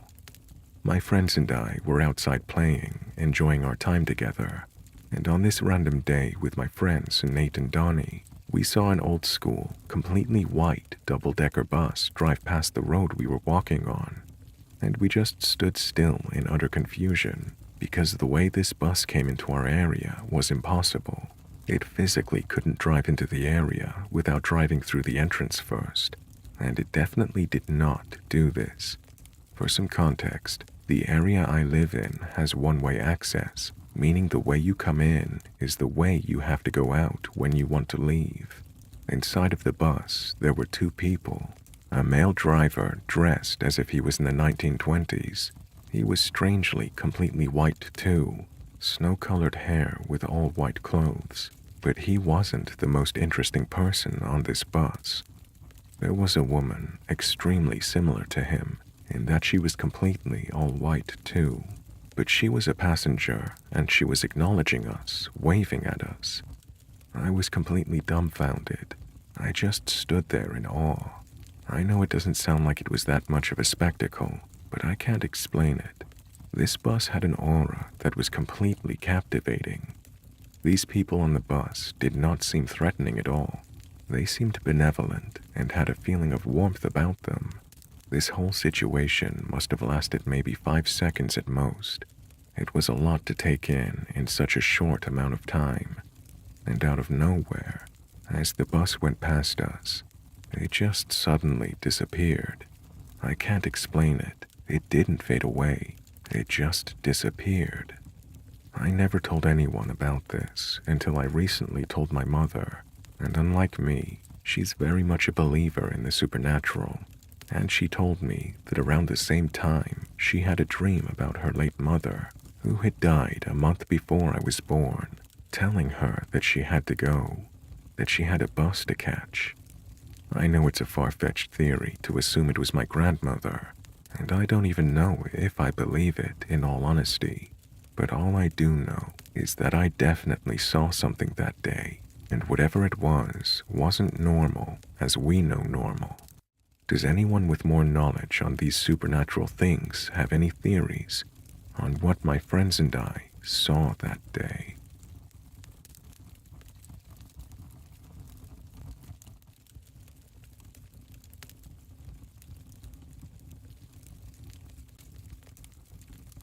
So, my husband took me to the Stanley for my birthday. We stayed only one night. When we got there, we joined this ghost tour that they had going on, and they talked about the history of the hotel and whatnot. I left during the tour to go to the bathroom. I come back, and the tour is pretty much done. No biggie, right? Fast forward to the butt crack of dawn. I'm the lightest sleeper on earth, and I hear this loud scratching at our door, and I'm immediately wide awake. It stops after about 20 seconds, and I lay back down, and a few seconds later, the scratching starts again. I sit up in bed and was weirded out, because to get to our room, you had to go through this corridor where our room was, and furthermore, you had to have a key pass to get through that first door, so it wasn't like you could just walk up to our door or anything. And there was nothing outside our door when we went to bed.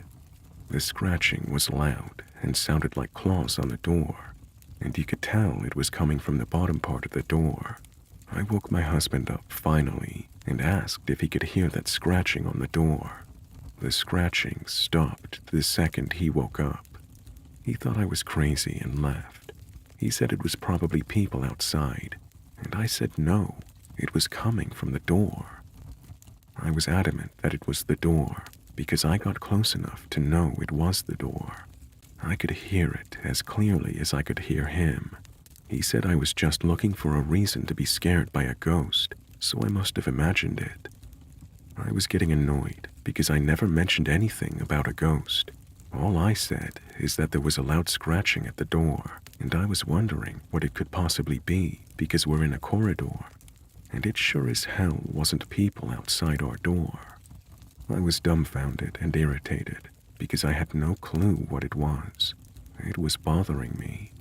What was it? I didn't imagine it. The next morning, when we went to check out, I asked the worker what could possibly be scratching at my door that early in the morning. His eyes got big, and he went and got another worker who worked there for a long time.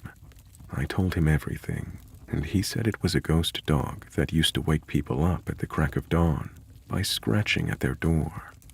My husband chimes in, "Oh yeah, you were in the bathroom when the guy was talking about the ghost dog." I almost choked my husband out.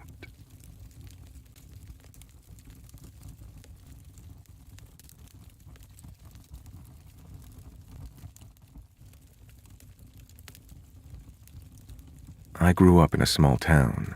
My house is one of the oldest ones in the town. We live right beside 3 sets of train tracks. Growing up, I've always heard voices. My friend heard them too in my house. They weren't regular voices. It's hard to explain, but if she didn't hear them with me, I would have passed it off as my imagination. It was only words here and there, but they came across like a dream. We heard them, but we knew they weren't there. It was like a fast car zooming by.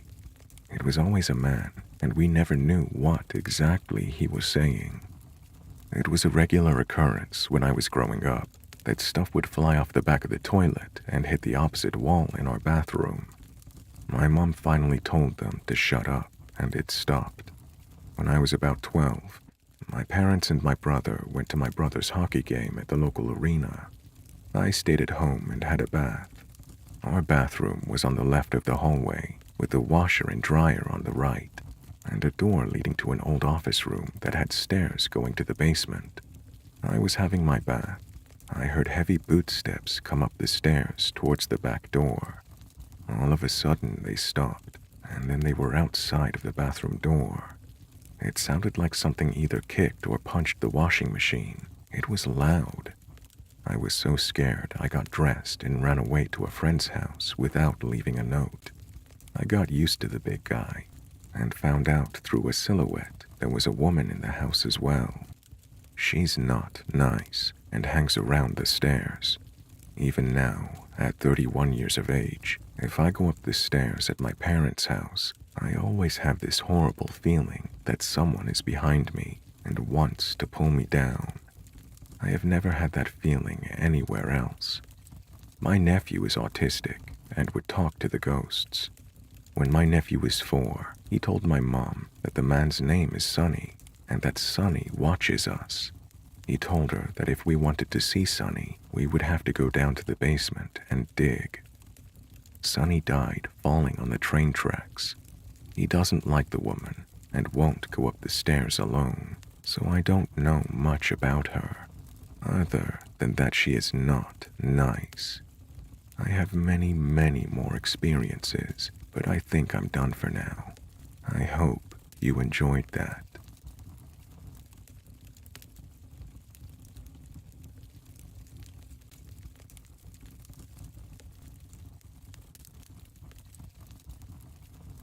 On a fairly busy road last night at about 8:45, there was a human figure, I think a woman, standing almost to the white line to the point that I had to move to not hit them.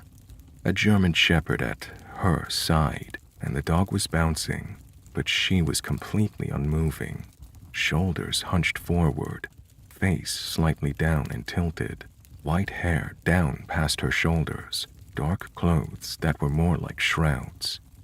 The clothes looked like they were a pair of clothes or blankets somehow. It's really hard to explain. The dog was also kind of pulling or being restrained by what I assumed was a leash, though I didn't see a leash or the lady's hand. But the lady didn't move at all. Not an arm, not a shoulder, nothing. Totally still. In that first flash of a second, I'm thinking this person is mentally ill or on drugs. But this is the part I cannot get over, and my 15-year-old daughter saw it too. This person had no face. It was a completely white void that was 100% not a mask or covering anything else. This person was actually faceless. There was no dimension, shadow, texture, definition, nothing. Just blank, pure white. That was just empty. I'm truly certain what I saw was not a mask, hood, face paint, or some other costume or prank. I have never seen anything so messed up in my life. I wanted to turn around, to look again, but my other child was scared and crying from our reactions and begging me not to. So I didn't. She didn't see it like my other child and I did. I got home and posted on a social media unexplained phenomenon group for my state, and someone else had seen it and was also unnerved by it too, but they didn't see the blank face. Another person had called it into the police, saying the woman was just sitting with her back to the road as they drove by, and the police checked the area with no findings. I'm open to finding out more about this from people who may know. I've driven on this road thousands of times in the last couple of decades, and I've never seen or heard of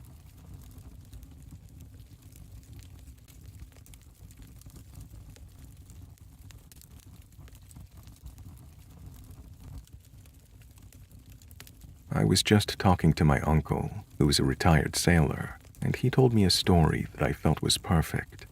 My uncle used to work on board the Great Lakes freighter, the SS Arthur M. Anderson, and they would haul iron ore and limestone across the Great Lakes.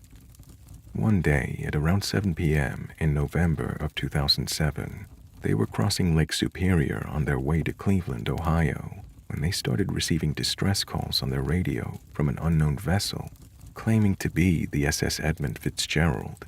The SS Edmund Fitzgerald famously sank in 1975, taking all 29 crewmen with it. Well, he said at first they all thought it was some kind of distasteful prank until they checked the radar and found that there were no other ships around for at least 70 nautical miles, and the range on the radios are only 60 nautical miles. He said that the voice they heard from the radio described a heavy storm and high winds, and that they were having a hard time holding their own. My uncle said you could hear true fear in the man's voice from over the radio. But the thing was, there was no storm at all. In fact, the water was calm and the night was clear. At around 8 p.m., my uncle said that the distress calls on the radio came to an abrupt stop, leaving the whole room in a terrifying silence, and the radio stayed quiet for the rest of the night. Nobody was able to sleep that night, haunted by what they had witnessed. When it comes down to it, there is a sense of irony in this event, being as not only is the ship my uncle was on, the SS Arthur M. Anderson, the sister ship to the Edmund Fitzgerald, but it was also the last ship to make contact with the Edmund Fitzgerald in 1975, when she sank. Could my uncle and his shipmates have actually made contact with the ghosts of the crew of the Edmund Fitzgerald? Or could there be another explanation of this event? We'll never know, but it made one of the creepiest stories I've ever heard.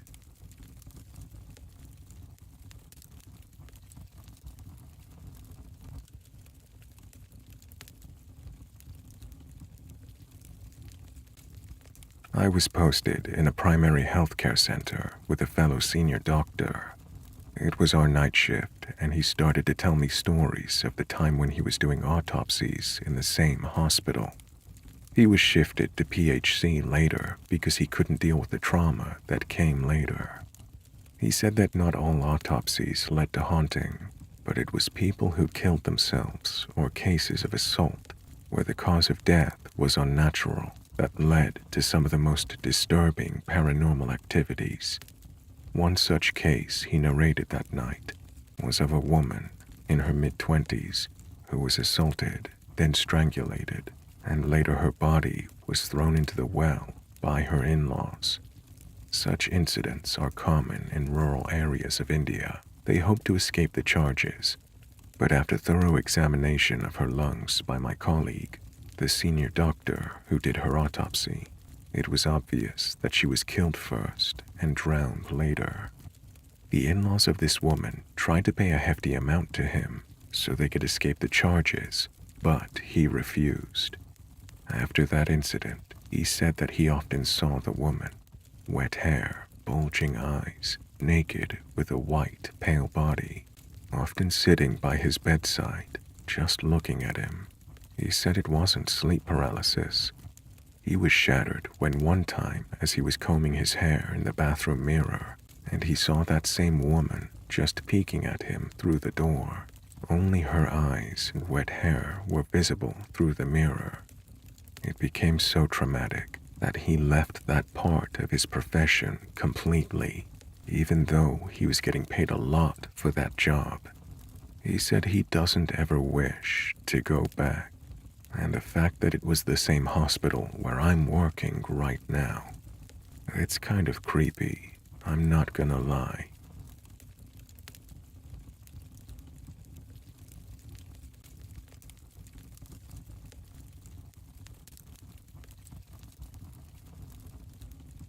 I'm a singer, so late nights are common for me. This night, I was driving myself and 4 bandmates home from a show. It's about a 2-hour drive. We're jamming out to the radio and talking and everything is fine, until I get to the road that's over a big lake in our state. As soon as I hit that bridge, I felt uneasy.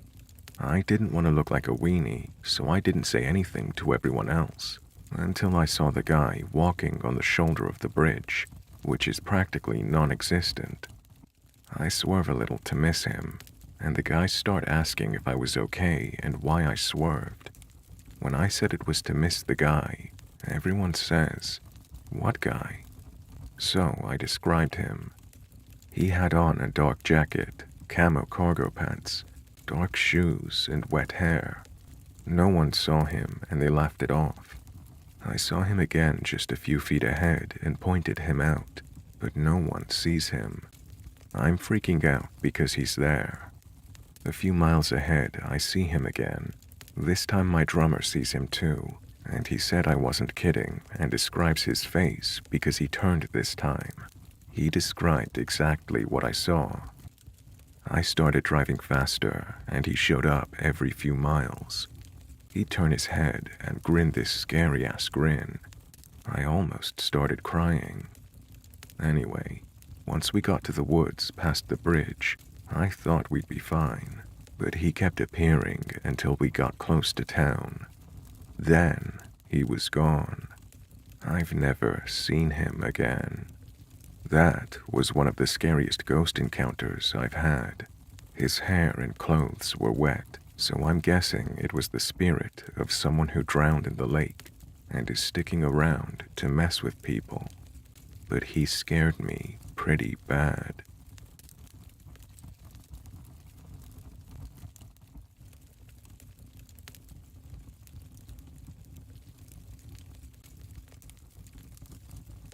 My mom used to work night shift at a hospital before she retired. Years ago, she had a terrifying experience that she recently told me about. During one of her shifts, she had an elderly patient that was in the ICU getting ready to pass. Oftentimes, my mom would sit and visit with her patients during her downtime. The woman was crying, so my mom held her hand and asked what was wrong. While still crying, the woman said that he was here for her. She said that he was evil when he was alive, and he's still just as evil as now. Confused, my mom asked if the lady was talking about her husband. The woman told my mother her dead husband made her life a living hell, and now, on her deathbed, had been in her room for days tormenting her. He told her he was here to take her. She said he'd been standing in the corner of the room since she was admitted into the ICU. My mother offered to pray with the woman, which she accepted. The woman eventually passed, but it told my mother before she went that she no longer saw her husband and was able to go in peace.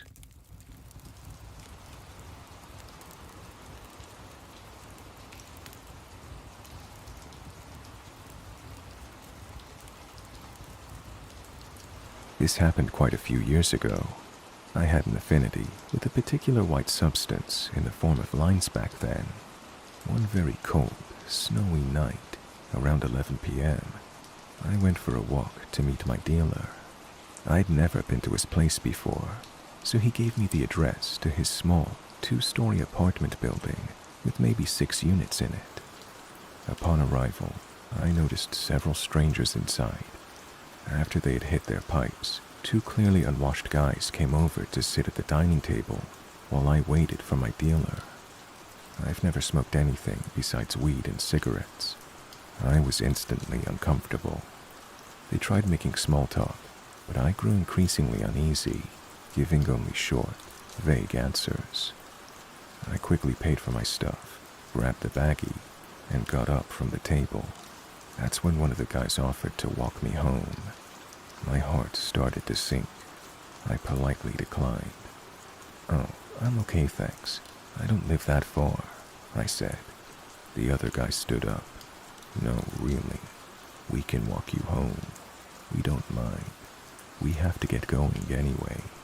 That's when my instincts finally kicked in. I became very aware and very scared. I immediately thought, I'm fully dressed and ready to go, but they still have to put on their coats and shoes. If I leave now, I'll get a head start and quickly disappear. They said something else as I headed for the door, but I pretended to take a phone call, waved goodbye to my dealer, and closed the door behind me. I jogged down the hallway to the outside door, and once I got outside, I ran for the street. I decided not to take the fast route home because, from the building, they'd be able to see me. I didn't want them knowing even the slightest direction I lived in if they were really following me. The building was at the end of a street, so instead of going straight up the hill, the way I initially came from, I turned right and started jogging. I kept glancing back, and finally, I saw them, about a block behind, following me. The street I needed Stanley Street was across the intersection on my left, about another block ahead at a four-way light. As I approached the intersection, I noticed the corner house on my right. There was an older man sitting on his porch, smoking. I recognized him. He was another dealer I'd met only once a few weeks before, when my usual guy was dry. I choked up as I got to his porch and asked if he remembered me. He did, and asked, "What's wrong?" I quietly told him, "I think these two guys are following me," and asked if I could go inside for a minute until they passed. He didn't hesitate. We went inside, past his front living room and into the kitchen, where I explained what happened. He told me not to worry, that I was safe there, and I could stay as long as I needed to. Then we heard a knock at the door, and I started to panic. He went to the door, looked through the peephole, and yelled, "Just a minute." He came back quickly and whispered that he knew the guys and was going to invite them in to have a hit.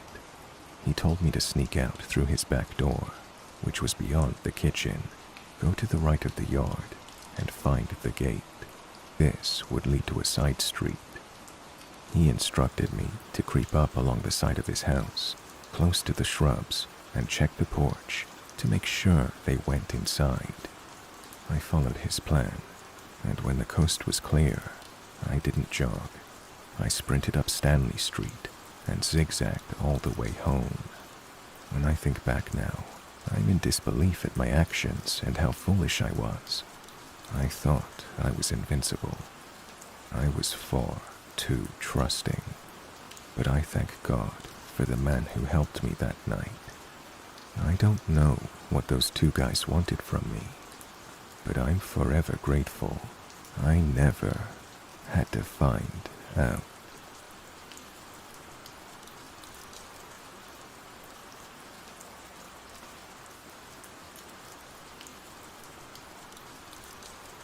So, back in 2010, I lived in a real dive of a place with 4 other guys. It was a triplex the owner had converted into one house. The place was just short of being condemned, but we were all in our 20s and wanted a party house, so it totally worked for us. We threw so many parties that we just didn't notice a lot of stuff, like when the spare bedroom window was smashed. We assumed one of our drunk friends did it by accident. Anytime food went missing, obviously one of our drunk idiot roommates just stole it, even though no one ever fessed up to it. We also had a ridiculous problem with what we assumed were raccoons. All the damn time, we'd hear scratching and shuffling up on the roof. Every morning we'd go out, and our trash would be all over the place. Well, after about a year of random messes, missing food and alcohol, and eerie scratches, one of my roommates and I were leaving the house at the same time for work. As we step outside, there is a familiar woman in our front yard. We've seen her a few times wandering the streets in the neighborhood, but never really paid her any attention. She's wearing one of my t-shirts and going through our trash can, tossing things on the ground she isn't interested in. My roommate and I both freeze as we see the woman doing this, and she very slowly looks up at us. Her eyes are totally glassed over, and she stares at us with confusion all over her face. My eyes go wide as I recognize my t-shirt, and I go to open my mouth when she says something that to this day has made me shudder. "Why are you living in my house?" And that was all I could handle. I assure you, I am not someone that is ever short on words, but this rendered me entirely speechless. My roommate and I stared at each other, eyes wide. We got into our cars and drove the hell away from our own home, just to get away from that situation. That night, when we had all the boys together, we told them what had happened, and we made the decision to finally investigate the roof. Turns out, we had a flat roof. It's not generally the kind of thing you think about, Most roofs are slanted or have angles. Not ours. It was just a flat roof, like a 2-story building got cut in half.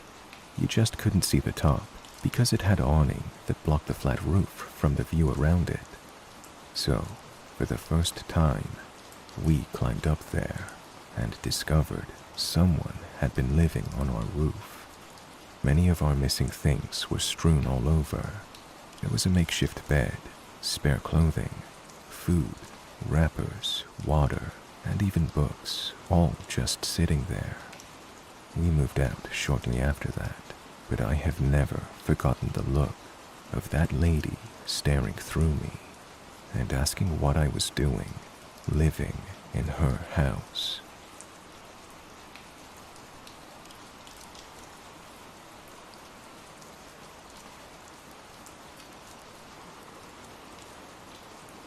I got a report of a missing husband.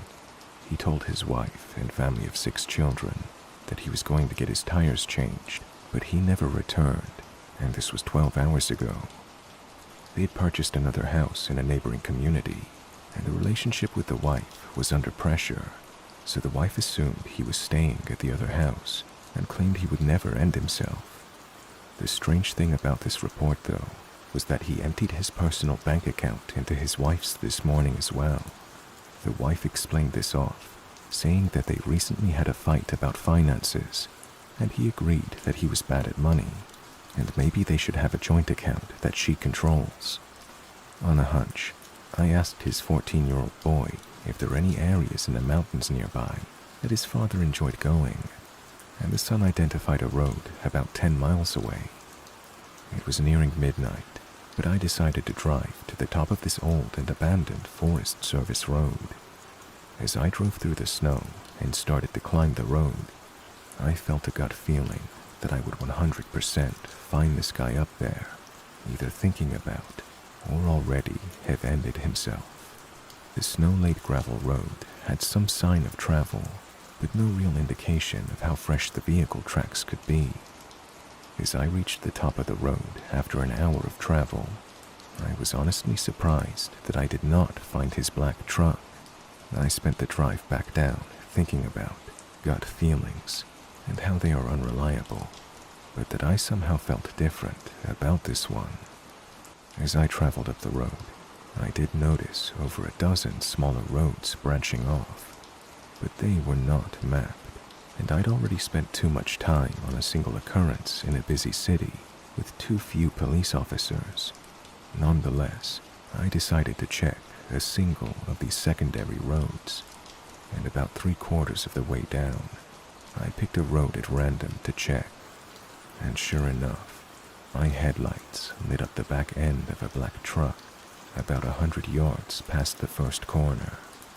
Even if I hadn't memorized the license plate beforehand, I wouldn't have had to run it. It was clearly his.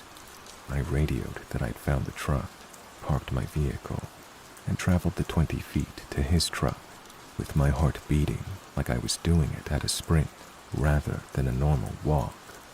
What I found inside was a mess of brains and blood caused by a self-inflicted shotgun wound under the chin. I will save you from the description. There was just something about that gut feeling while traveling this abandoned and quiet mountain road, followed by a sense of being tricked by that gut feeling, then finding out it was true by discovering such a gruesome scene, having to wait 3 hours next to his truck, waiting for body removal, and then to end it all by having to go to the family who was expecting good news to deliver them the worst news possible. That makes me feel creeped out to this day.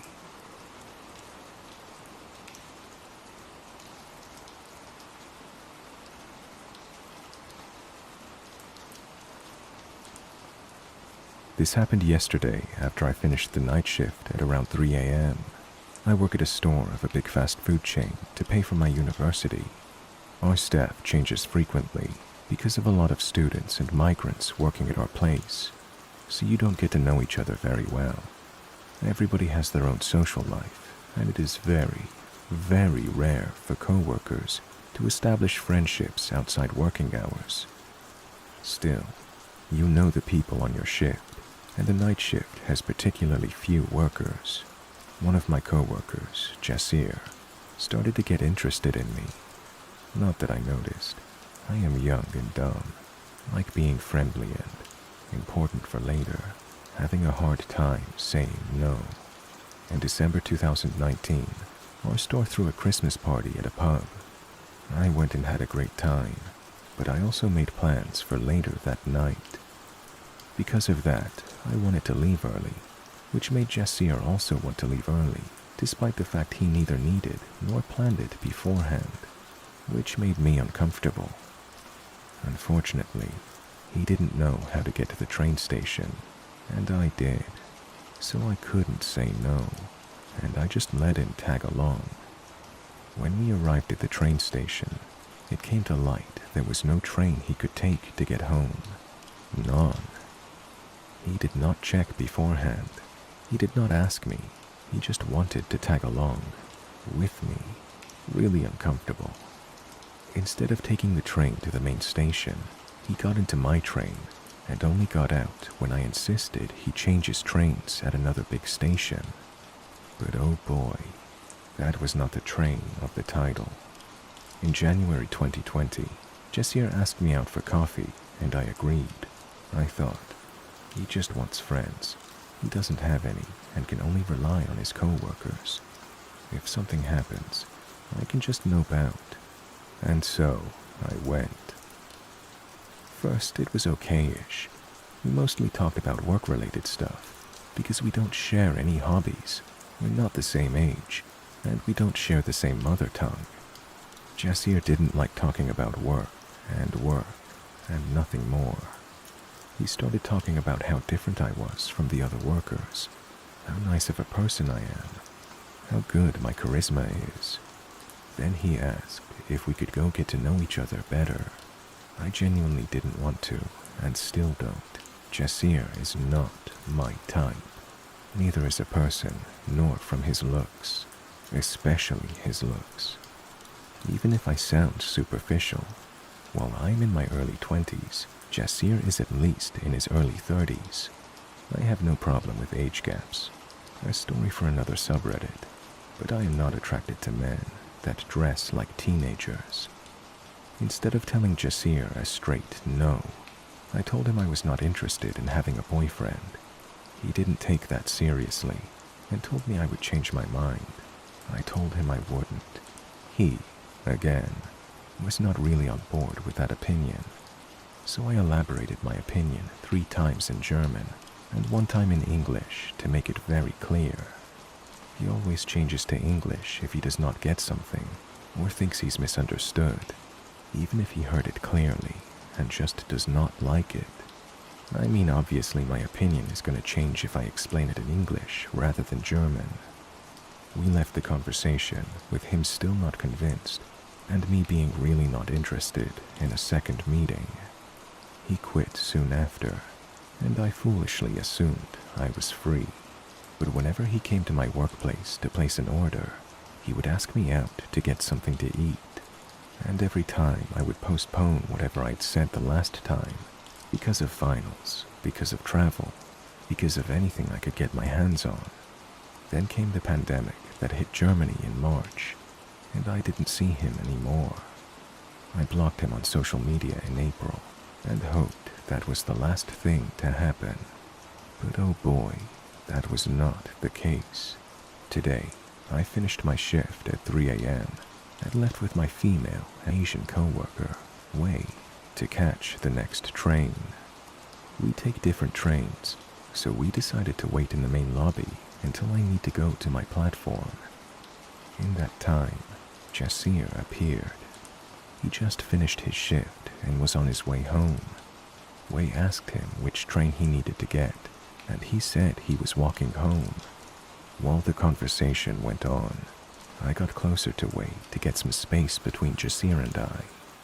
Wei did not grasp how uncomfortable I was in this situation, and she just walked away. What did Jasir do? Well, He placed himself between Wei and I, right in my line of vision. Every fiber in my body felt he barged into my personal space. I decided I could not take a private conversation with him and said, "Oh look, I need to get to my platform," to end it. But Jasir followed me, through the main lobby, through the train station, into the elevator, and on to the train. I was internally screaming and walked through the train until I saw another passenger. I sat down in the row of seats next to me, and Jasir followed. As if every bit of luck had just left me, the other passenger moved seats, so I was back to being alone. Jasir talked and talked, and I showed clear signs of not wanting to continue the conversation. I hoped he would leave before the train departed, but he didn't. Mind you, the train goes in the opposite direction of his house, and it's a 1-hour walking distance to my workplace. There's no way in hell this man could get anything out of taking that train, except following me and continuing the conversation. I was freaked out and told him in English he was acting very weird. Maybe I should have used a different word, but English is not my first language, and at that point, my only thoughts were about escaping. I could not let him see my station, or he could easily find out where I lived. I don't live rural, but at 3 a.m., there's nobody on the streets, so him following me home was terrifying. I thought about getting off a station earlier, but then I would need to get a cab, for which I did not have cash on me, or that would mean I needed to walk the rest of the way, and he could still follow. I decided to get up at the next station, let him get off the train first, and then just stay inside while the doors closed. It fortunately worked, but only after telling him clearly this was not my station. I would not get out, and he would not get back in.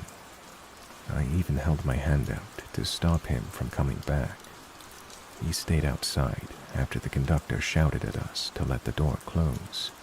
So, let's rewind. He was way older than me, but does not get the concept of me not wanting to be in a relationship, with him at least. Whenever he does not like an answer, he switches to English, because it just might be a misunderstanding. He followed me 2 times onto my train, and almost to my home, without even thinking about how creepy that behavior is.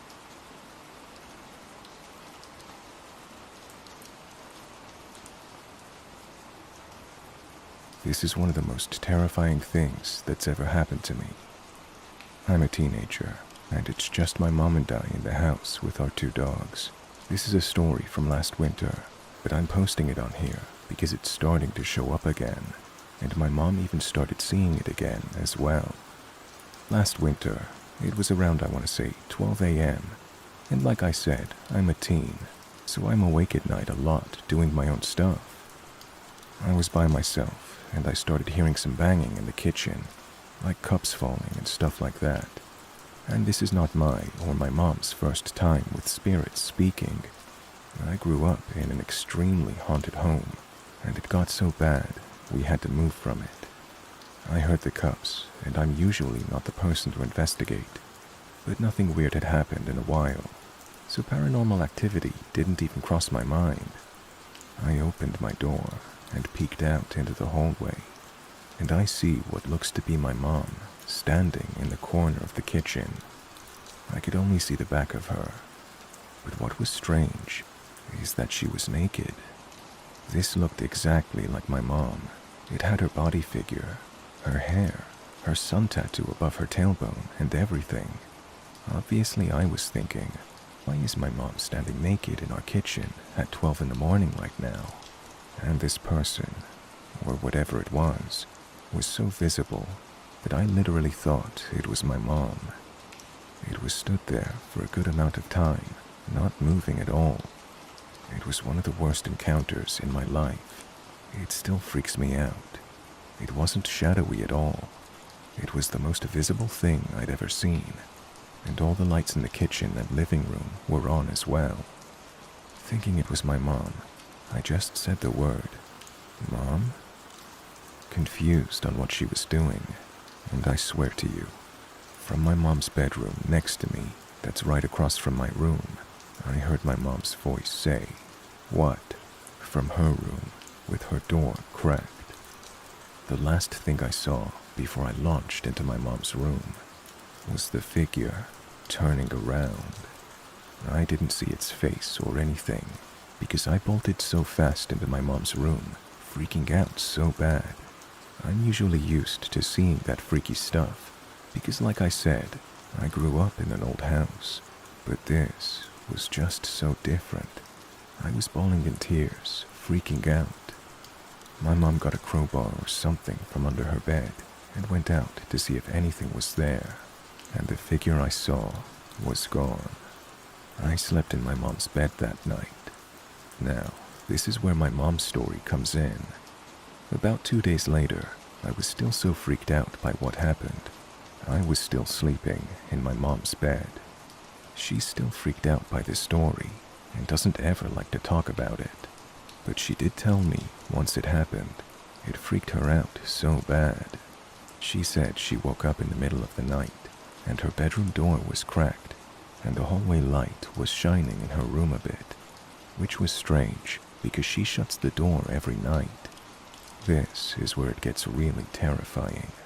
She then says that she looked over on my side of the bed and on her left and saw what looked exactly like her. Again, naked. It crawled into bed with us on my side, on the edge. My mom couldn't move and said it felt so real. It was facing the opposite side of her towards the wall, laying on its side, and she couldn't see its face yet. She said she could move her hand, and she was trying to shake me awake in tears, but I wouldn't budge. She doesn't remember anything that happened after that, but she was scared out of her mind all day once she woke up. When I first heard this, I thought sleep paralysis, but still scary as hell that she saw exactly what I'd seen a few nights before, looking so real. Sometime after that, we would swear that we would see her for a split 2 to 3 seconds, standing in random places in the house, usually in her doorway or in her room. Whatever the thing is, it doesn't wear any clothes. We hadn't seen it since the last winter, but now it's back. And I don't know if it has anything to do with it being around Christmas, because that's where weird stuff started happening where we used to live. It would start around October, and then would get worse around Christmas. But we hadn't seen this lady at our old home. My mom thinks that maybe it's her fault, because when she was in her 20s in college, she did a Ouija board with a couple college friends and had a terrifying experience where it had a connection with her. Let's just say it got so bad, the words "no" on the board wouldn't burn in the end, and all her friends who did it still have weird stuff happening to them. But I'm not gonna get into her story. I'm making this post because yesterday morning, my mom and I heard scratching on our carpet from the hallway when we were the only ones home, and our 2 dogs were sitting in their beds, 2 feet away from us. That same morning, my mom proceeds to tell me that she saw the naked lady again, but only for a split second, because she swears that it looked like her. I'm just terrified that I'm going to run into her any minute at night again. So, what do you guys think it is?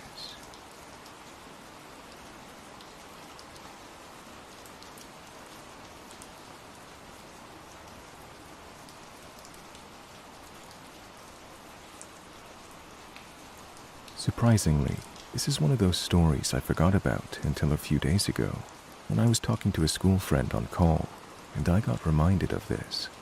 She was pretty freaked when I told her, and I got recommended to put it here, so here I am. This happened when I was roughly maybe 7 or 8, so some of the details are fuzzy, but I remember it pretty vividly. This may seem like unimportant context, but my family had just moved to America, and were renting the top portion of your regular suburban house in a pretty safe cul-de-sac. I had friends. They were triplets, about 3 or 4 houses down. They weren't that far at all. Every day I'd go hang out with them, and around 9 or 10 in the night, my older brother, who was around 11 or 12 I'd say, would make the 2-minute walk and come get me and walk me home, since I was pretty young. One night, he came to get me as usual. The sun wasn't fully down, but it was getting pretty dark. We started down the walk as normal, when he started casting glances over his shoulder. I didn't really notice until he shoved me hard away from the sidewalk and in between 2 houses. Each house had a huge fence that separated their backyard. Not ours, though, and he made me crouch behind the fence. I remember being really scared, but more so confused, since I had no damn idea what the hell was going on. More specifically, he was a pretty big prankster. Once he convinced me my older sister crashed her car into the ocean, so I didn't really believe him when he turned and said, "Walk behind the houses. I think someone's following us." Looking back now, he was probably trying to keep calm. However, whatever calm was left in my tiny 8-year-old body was gone the moment I turned around and looked. The man had followed us behind the houses, and he was just by the edge of a few houses down near a different fence line. He had a black hoodie on, with the hood up, black sweatpants, and white sneakers. I have pretty bad eyesight now due to some health problems, but back then it was crystal clear, and I could see, with horrifying clarity, that his jaw was hung open. It was like he was just standing there with his jaw hung open. It was horrifying. I think now that I'm older, maybe he had some kind of medical condition that affected his jaw. Or maybe he did crack. I don't know. But back then, I could have sworn to God that I was seeing some kind of demon. Anyway, my brother, when he saw me looking and getting ready to freak out, told me to just run as fast as I can to our house. We booked it. Neither of us looked back, but we were scared out of our minds. Like I said, we only rented the top portion of our house, so the bottom, with the sliding door in the backyard, belonged to some other tenant. I don't remember if she was home or not, but I remember tugging that thing open and locking it as fast as I could. And when I looked up, he was there, in the yard, a little ways away from the door, staring at us. My brother and I told my sister and mother immediately. My father was away on a work trip, but nothing came of it. Not until the day after. We went to go meet my dad at his warehouse, which had a small live-in portion above it, where we lazed around until he was ready to head home with us. Around dusk, he came up and told us we might have to wait, since the police were here. He walked us around to the back window of the small area to show us police all around the backyard area of the warehouses. There were a few in a line, to a white van parked on the grass by the edge of the woods. Like I said, I was pretty young then, so I don't remember many details of what actually happened, but I do remember my dad, who hadn't been told about the day prior, telling us they found a man and a woman in the van.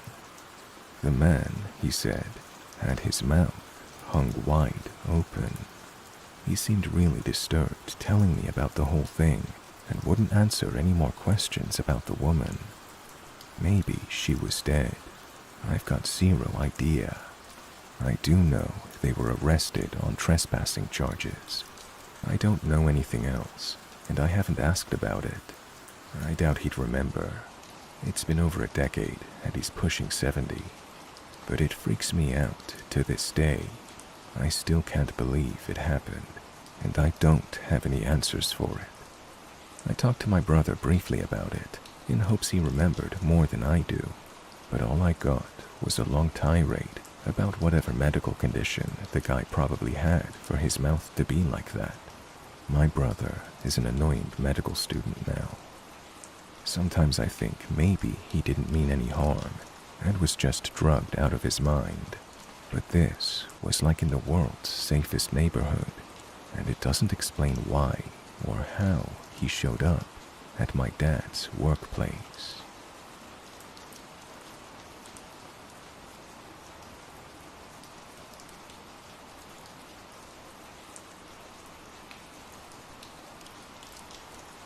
This happened over a decade ago when I was 12 years old.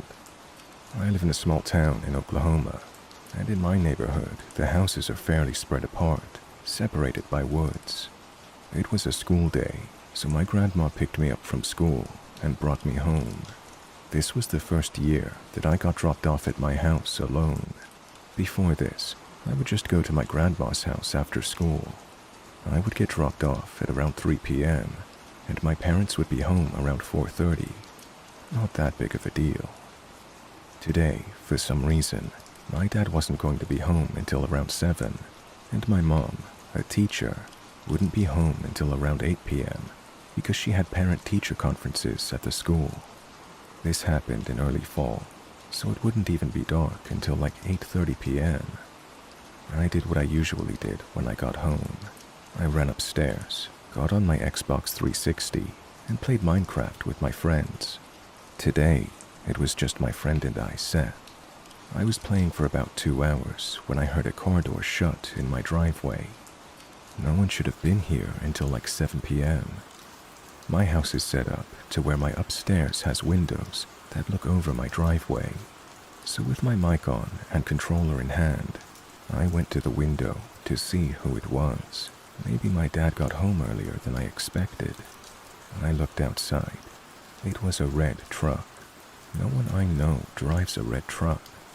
The person pulled into the middle of my driveway sideways, kinda like he owned the place. When I looked out the window, I saw a man with a hat, wearing a big camo hoodie and jeans.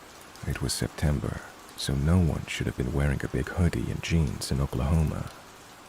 By the time I looked, he was already almost out of view, going up my walkway to my front door. I thought maybe it was one of my dad's friends, or someone my dad hired to do something, but he would usually tell me if someone was going to be coming over. Soon after, I hear a knock at the door, then another. I go to my other window that has a better view of the walkway to my front door. I see the guy walking back down the walkway. I switch and go back to looking through the windows overlooking my driveway. I'm relaying all of this to Seth, still with my mic on. I tell Seth that he's walking back to his truck now. Instead, he walks past his truck and tries to open my garage side door. At this point, my heart sinks. I tell Seth that this guy just tried to get into my house. Mind you, it's already broad day, like 5 p.m. Luckily it was locked, but we do sometimes forget to lock it. After he tried the door, he starts walking to my back patio. I drop my headset and I quietly run down the stairs to see what he's doing. I get downstairs and stand between the wall so I'm not visible from the back door or living room windows.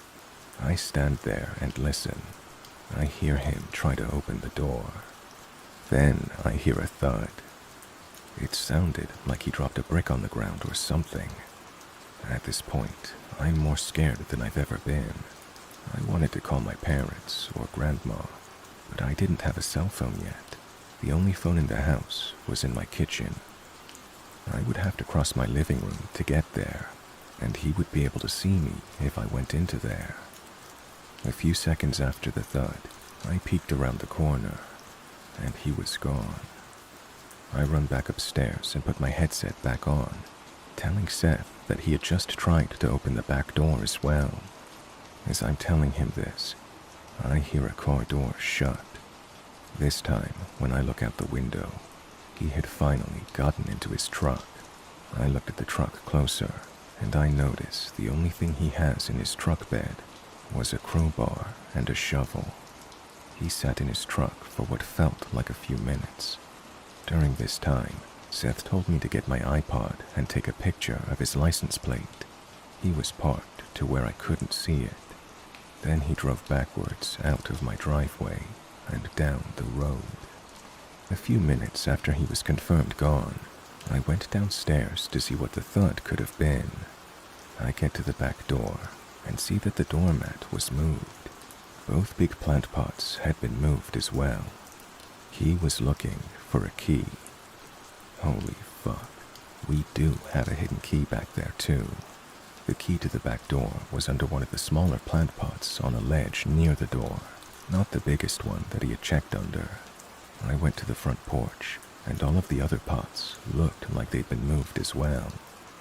I don't know what I would have done if he was able to find the key, or if he just broke in.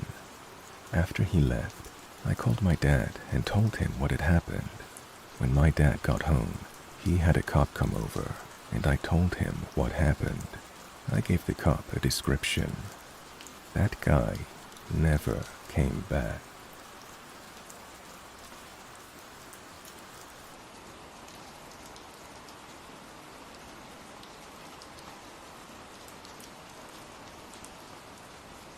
So this happened to me about 2 years ago when I was 20. I was doing some shopping in town alone. I still remember that it was a warm Sunday afternoon. People were out with families, and it was quite busy in the city center.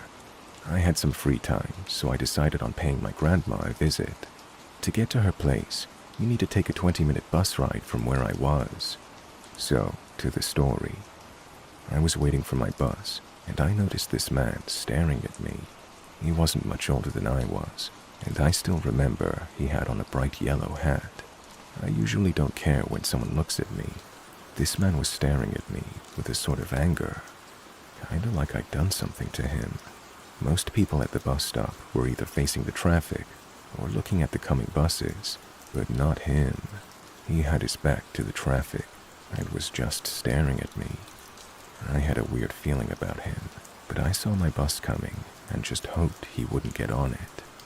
Except he did. I quickly sat in a window seat, and luckily for me, this old lady sat next to me. This old lady was like a shield between the guy and I.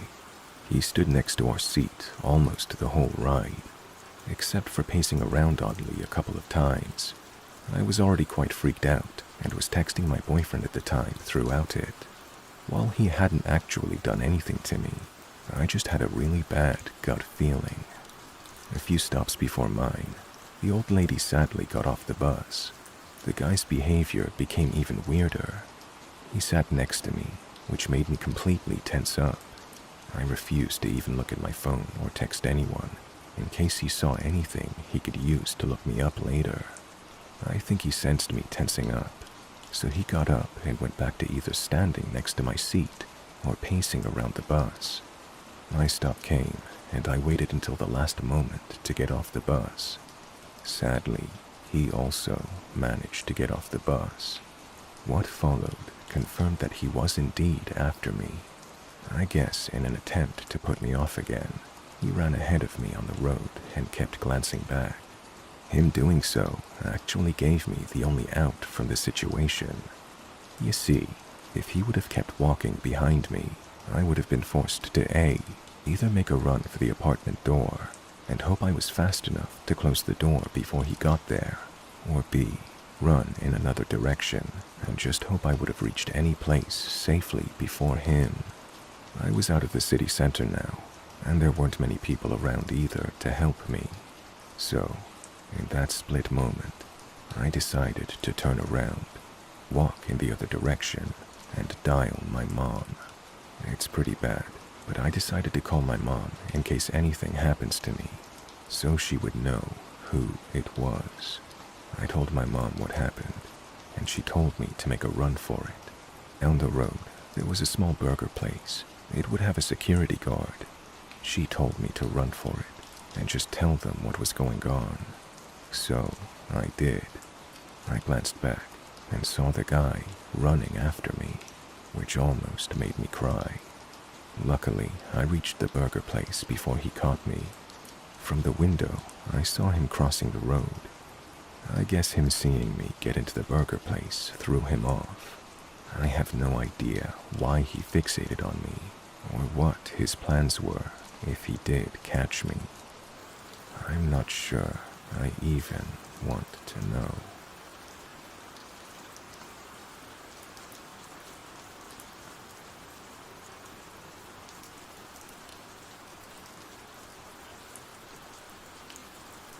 I'm a 16-year-old male.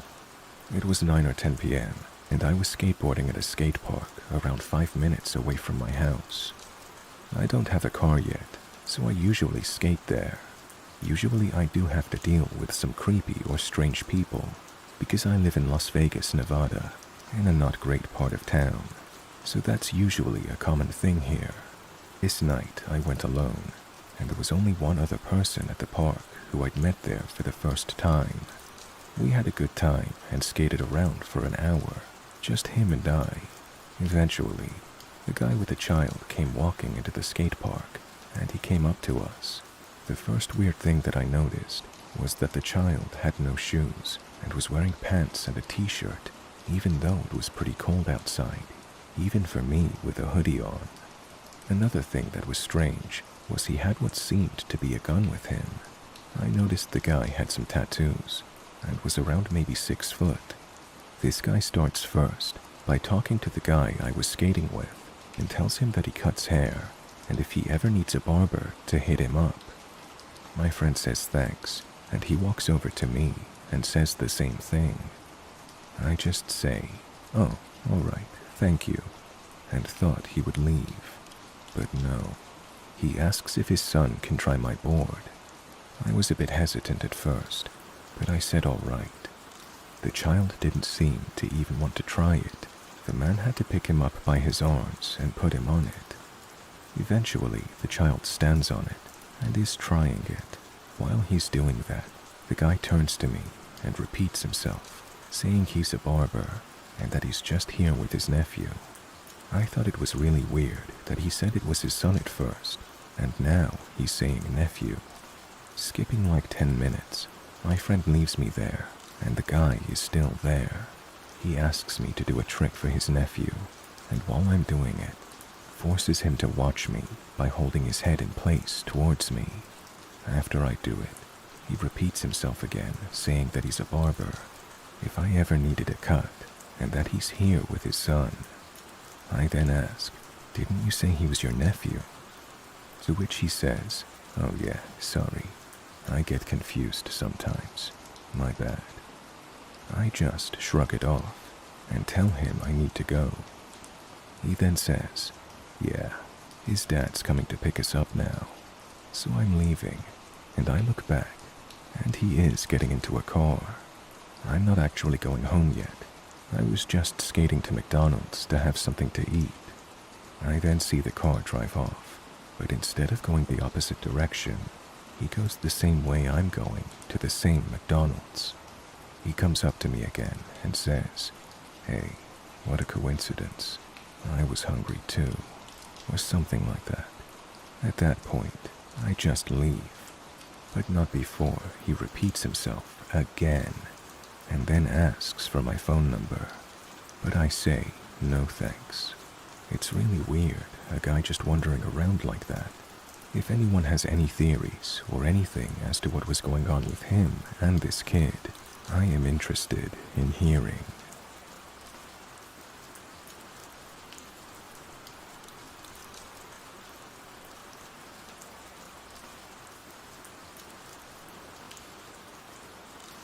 When I was 18 years old, I had major chest surgery due to an incident I had while being in the army. I woke after surgery only to realize I was not actually awake. I woke up to utter darkness. I could hear the voices around me talking about me, praying I was going to get better, but the voices got quieter and the darkness diminished. A light started to appear. The light was no ordinary hospital light, lamp, the sun, or anything like that. The light was so bright, yet I couldn't look away. I felt it getting closer and closer, and then I heard a voice. It was my mother's. She was talking about me, talking about how I was crying. Then I felt it. The light was right there. If I would have stuck my hand out, I could have touched it. I could feel myself sobbing over what I was seeing, but I was unable to do anything. After a couple of minutes staring into the light, I finally found the courage to reach out to it. But when I went to grab it, I found myself waking up in my hospital bed with everyone's eyes focused on me. Now, I am not a religious man by any means, so I have considered the option of my dream happening due to the anesthetic, but this did not feel like a dream. It felt too real. I still see the darkness to this day.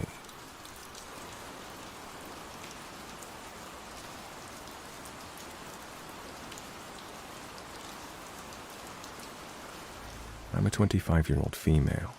I work overnight at a store. I'm a stalker. When I first started, a guy around my age got hired a couple months after me. He started hanging around another coworker and I on break, and we eventually became friends, even hanging out alone on breaks sometimes. He seemed pretty normal at first, agreeable and a good conversationalist. He told me he was autistic, which I think helped me make excuses for him a bit in hindsight. I was in a bad place mentally at the time, and having someone validate me felt nice at first. But then he started getting touchy. I would eventually be telling him more personal stuff, and he would start to rub my back. I didn't want to be rude at first, so I didn't say anything, but then he did it more often. I told him to stop, and he seemed to be sorry, until doing it again eventually. I was alone with him during all these incidents, and the look on his face when he did, eventually, showed predatory vibes, and not like the friend I thought I had. Around the time he started doing this, he also confessed to me something he did in the past to a friend of his. You can probably guess what it's along the lines of. He acted quite remorseful and said him and the friend are civil now, and that it was a long time ago. I think he also cried a bit. I'm generally a compassionate person who believes in second chances, so while this is when more red flags started going off, I still hung out with him a bit, although more distantly. It didn't help that his general demeanor is one of a pitiful person. Nice act. He hung out with my boyfriend and I a couple of times. He lives near us, so we were kind of excited to have someone to hang out with at first. But he just kept getting weirder and weirder the few times we hung out. He always seemed to be trying to subtly one-up my boyfriend in a sarcastic manner. There was also a strange time when he did a deep belly laugh at an explicit sexual song playing on his car radio that my boyfriend and I just kind of felt uncomfortable about. He made a point to not drink that much around us when we were drinking, despite bragging about how much he could down. He rubbed my back yet again at one point while I was drunk, when my boyfriend left the room, trying to pass it off as comforting. He generally tried to be flirtatious whenever my boyfriend left the room. Eventually, enough was enough, and I cut him off, although I still have to work with him. This was last summer. We weren't even friends for that long. Since then, he has come in early every night to put out my work stuff for me, leaves me food and water and gifts, stuff that I've mentioned in conversations before, parks near me and waits for me to leave the parking lot so we can drive together, I guess. One time he waited a half hour as I was chatting with another coworker. He waits in front of his house for me to pass by him to get home. I have to turn on this road to get to my road. He still says weird phrases my boyfriend and I used. He still texts despite being ignored. He left a note saying, "You really do hate me," on my work cart after months of ignoring him. He's written my full initials, which he remembers somehow, on a work cart in marker, and leaves the same one out for me every day. I always try to erase them. I even wrote stop on it once, but the next day, I'll see he wrote them again. Oh, and whenever he walks by me, he looks sad or pissy. Managers have talked to him, and a report is going through HR right now, but I just hope he doesn't escalate. Despite being talked to, he still leaves the cart and stuff out for me with some water and rewrites my initials. He's so helpful and nice. For a quick update, nothing really has seemed to happen with HR so far, except for him no longer waiting for me in the parking lot. I guess the manager talked with him about it. I told him to stop leaving work carts out for me, and he acted like I was being unreasonable. He then wrote my initials again on my work cart while I wasn't looking, as well as this, a smiley face, which it seems he also drew on every window of my car the other day. He is fucking obsessed.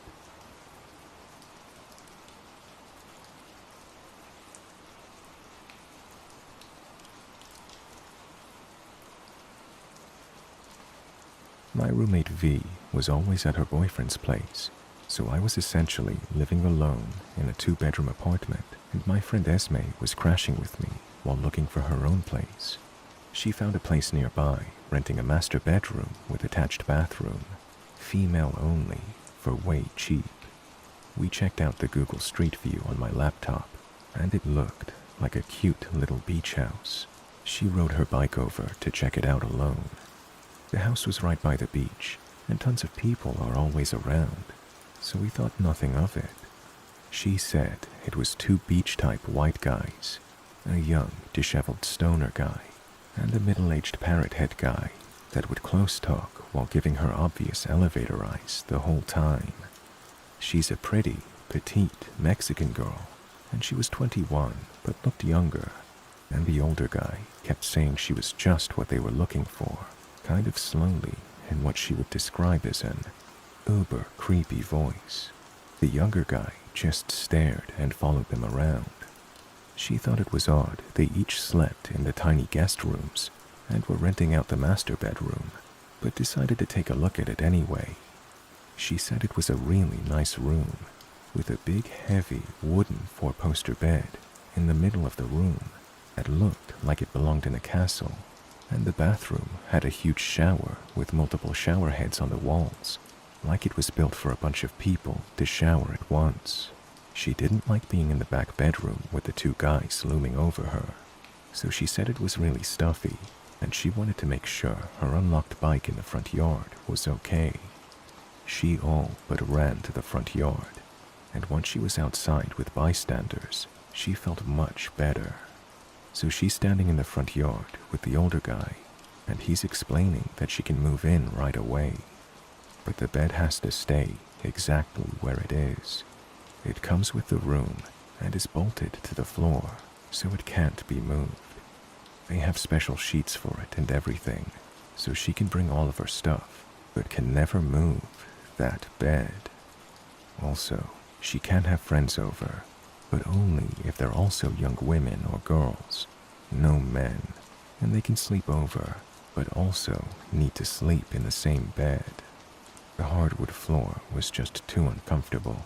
The couches in the living room are suede, so no one can sleep on them. All these were the reasons why a big pile of girls need to sleep on the bed.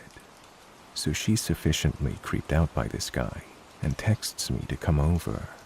I ride my bike over, and as I'm pulling up, she's leaving.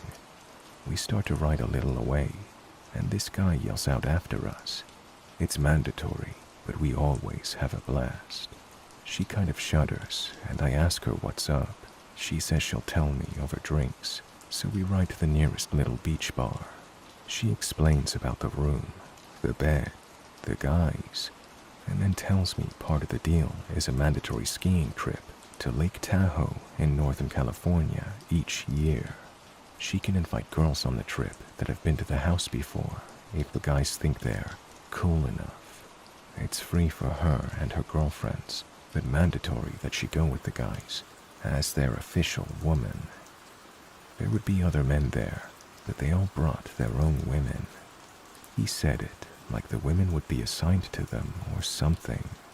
So, our minds start racing, and we convince ourselves that the bedroom and trip are some elaborate webcam/BDSM situation or something like that.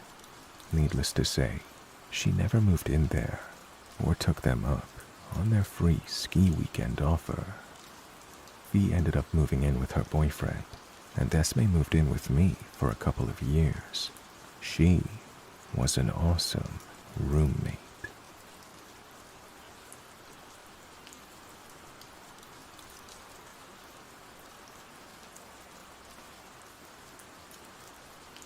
Hey all, I decided to tell this story from my time living on campus while in university. I was in a single-room apartment dorm with a roommate. We lived on the second floor. We had bunk beds, and I slept on the bottom bunk. Just to give a quick layout, when you walk into our room, you immediately face our tiny kitchen, an L shape taking up the left wall and left corner. To your immediate right would be the foot end of our bunk bed against the wall.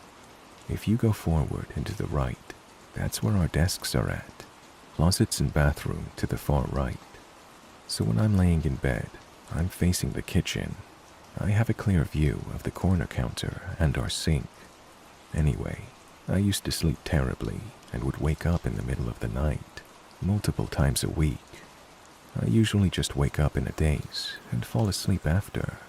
This one particular night, I woke up to some soft sounds.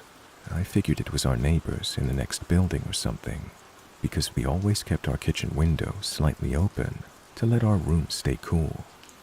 Like I said, I woke up and I opened my eyes just a bit and was about to grab my water bottle when I saw some figure sitting on the kitchen counter.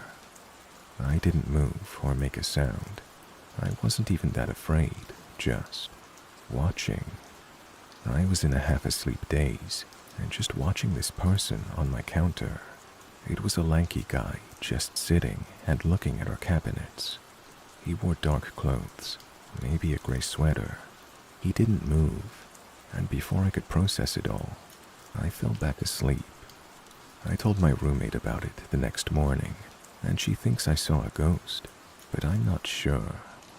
We closed and locked our windows from then on, and decided to just buy a fan and leave our bathroom window open instead. It was tiny and one of those crank-open types. I never experienced that again.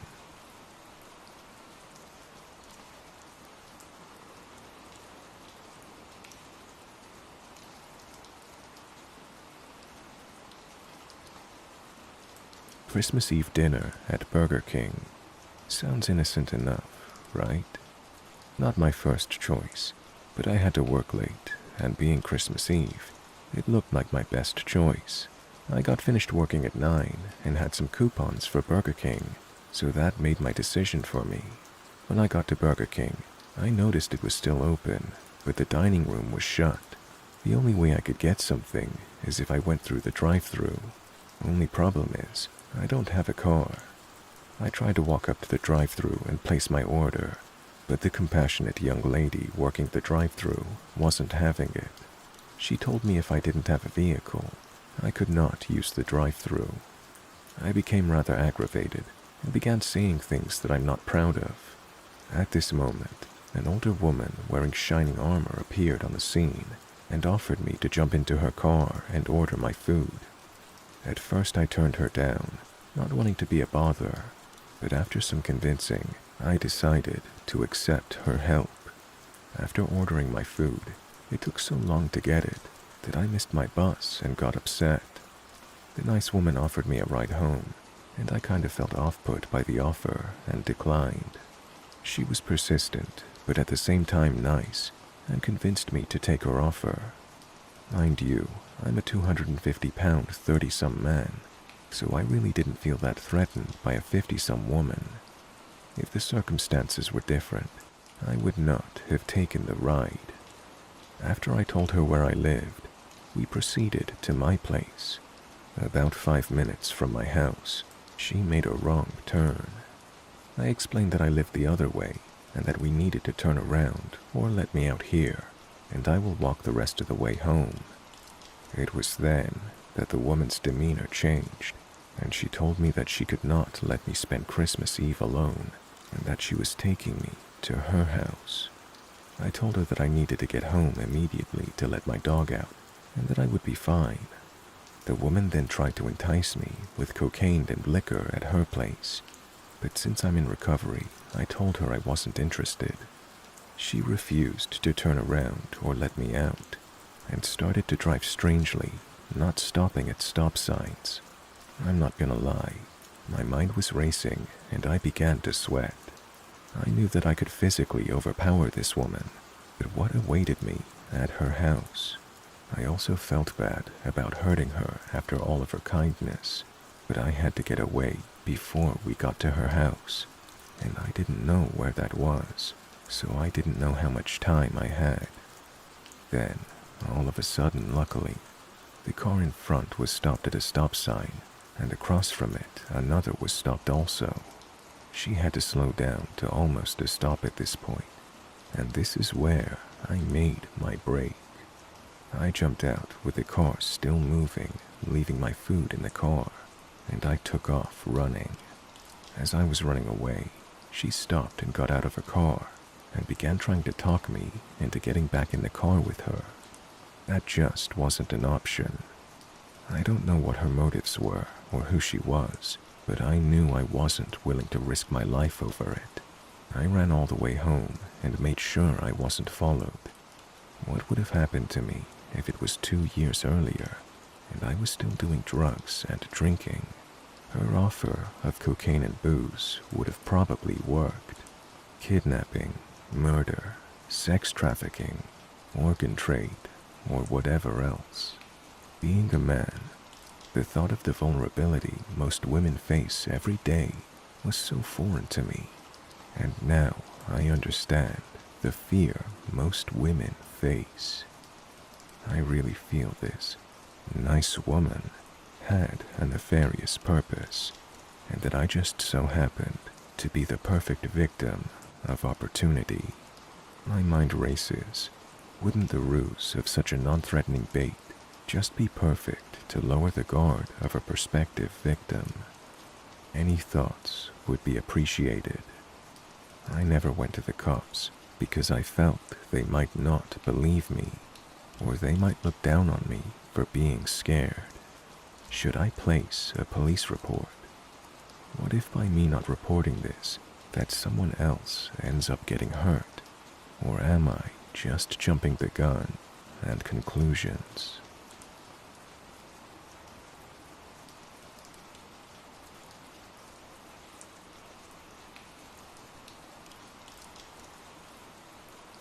This happened years ago when I got my first actual job, not just babysitting or working at a family friend's restaurant and just keeping my tips. I didn't think much of it. I figured it was harmless. I could find people around the country to chat with, learn about some other cultures, all that kind of stuff. I wouldn't give out personal information about myself. No phone number, address, any of that. I wasn't stupid. I was bored. No friends in my city. All of my friends were back in my hometown. I wanted to fill the time in loneliness and talk to people.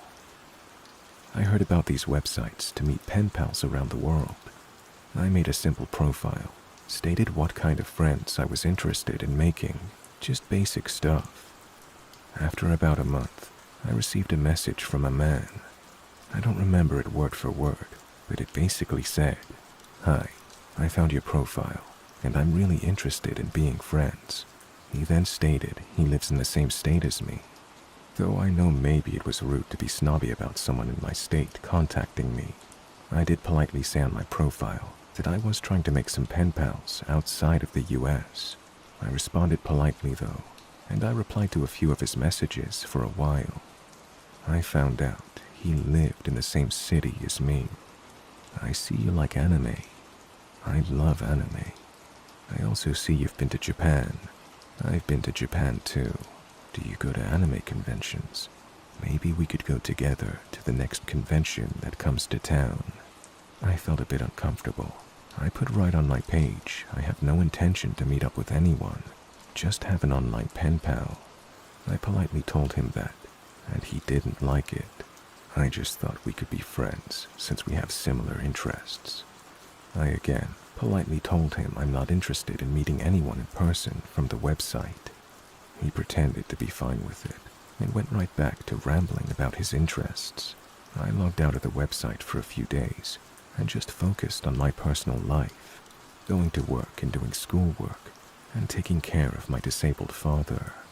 One day, I woke up to notifications on multiple of my instant messenger apps, all stating basically the same thing. Hey, it's Hugo from the Pen Pal website. Smiley face. He messaged me on like 4 of my chat apps, which I did not give him. How did he find it? I was really annoyed. As politely as I could, I messaged him on the Pen Pal website. Hey, so, I don't know how you found my IDs for my chat apps, but that was kind of over the line. That wasn't really appropriate. Not one app, but you messaged me on like 4. I wrote to him, I'm sorry, but I really wanted to talk to you, and you haven't been on the website for a few days. He replied, that doesn't make it okay. I also have a personal life, and a job, and family. I cannot spend all my time on here. I sent him. That's why I messaged you on those apps. He wrote, I don't have them listed on my profile. How did you even find them? I asked. He avoided the subject. I'm sorry that I did that. I'm just trying to be your friend. I just want to be friends with you. This isn't the way to do it. I'm very uncomfortable that you somehow found that information that I didn't give you. I don't think we should talk anymore. I don't want to be friends with you. I'm sorry. Please do not contact me again. I immediately blocked him on all of those apps and on the Pen Pal website. For a few months, everything was fine. Suddenly, I got a message on one of the apps, and the user wasn't in my friends list. The message was basically as follows. You stupid, fat, ugly bitch. No one will ever love you. You'll never find a man to love you. You're so fucking fat and ugly. Why don't you just end it all, bitch? Do the world a favor. I rolled my eyes and blocked the account. Throughout the course of a year, every few months, across my multiple social media platforms, I was being harassed. I had completely forgotten about the man until I received a message on the Pen Pal website. The account had no name or photos. It was a random username. The message I received was the same nonsense as before, calling me fat and ugly, saying I'm a bitch, telling me I should die. Once I got the message on that website, I knew it had to be him. I'd had no other issues with anyone. I replied, saying the guy's name, telling him I know it was him, and that his behavior is really sad and pathetic. I just wanted to be your friend. Watch your back. Then the account blocked me. For a few more months, nothing really happened. I got 1 or 2 messages from fake accounts again, but I'd grown used to it and just immediately blocked them. Then, one day, I received a Facebook message from a police officer. He was contacting me about a profile I apparently made on a website called SammyMacUK. It is used for people to have affairs, hookups, whatever else. I'd never heard of it before then, and absolutely did not have an account there. I had a long talk with him, where he told me his department investigates human trafficking and thought I was an underage girl, possibly in danger. It had my personal Facebook account listed on the profile, as well as other ways to contact me. I was in shock. He advised me to contact the website and ask them to take down the profile, but said to me, "You seem like a sweet girl. I don't know who you pissed off, but don't read the profile." My curiosity got the better of me, but I should have taken his advice. Using some of my normal selfies, an account was made, and the profile stated a lot of horrible things, very derogatory. It made me sick to my stomach to read some of the things it said I apparently wanted to have done to me. Thankfully, the website took quick action to take down the profile. The next time I got one of those hate messages online, I snapped. I didn't hold back, cursing him out for being so immature and disgusting because someone simply did not want to be his friend. The account blocked me without answering. I didn't get a message from any accounts for a while. One day, when I was the closer at work, I was waiting outside for a family member to pick me up. I didn't have my own vehicle, and my family would give me rides to and from work.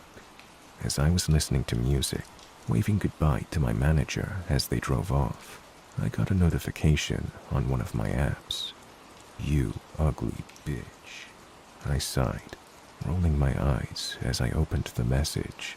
As I was typing, another message came in that made me stop typing and freeze up. "You're all alone now. I could end you right now if I wanted to. Nobody would ever find you." I backed up against the building. I didn't have keys, only the manager did, who just left. I looked around through the parking lot, not a car in sight. The streetlights shone dimly around me. My heart started to race as more messages came in. "You're so ugly, you know that? No one would ever fall in love with you. Your family probably won't even miss you. You disgusting bitch. I should just end you right now." I started to cry, the phone shaking in my hands, just as another text came in. A car pulled up in front of me. It was my family member coming to pick me up. I took a deep breath and quickly got into the car. "Sorry I'm late. I got stuck at 2 red lights. Your manager already left. They just left you alone out here."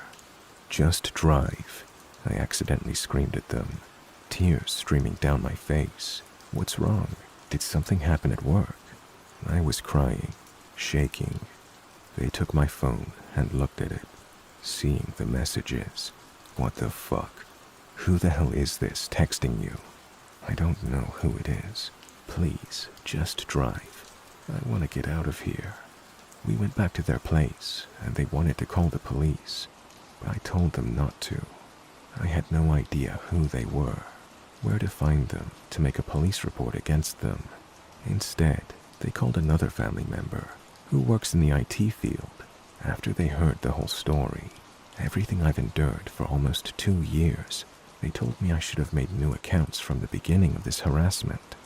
I listened to them, and right then and there, I made new accounts on all of my social media. I worked at that job for another month, but my family member had told my manager what happened, so I was never put on closing shifts again. I was only given morning shifts, where I clocked out of work when the sun was still out, but I still did not feel safe. They knew where I worked. My manager understood when I quit. All the harassment stopped. To this day, I still haven't received any more of those messages. Now I'm married. I still live in this city, and I don't live in that neighborhood anymore. I feel comfortable, and I don't feel afraid that this person will find me and stalk me again. But even now, anytime I get a random message from someone who isn't in my friends list, my heart races for a second.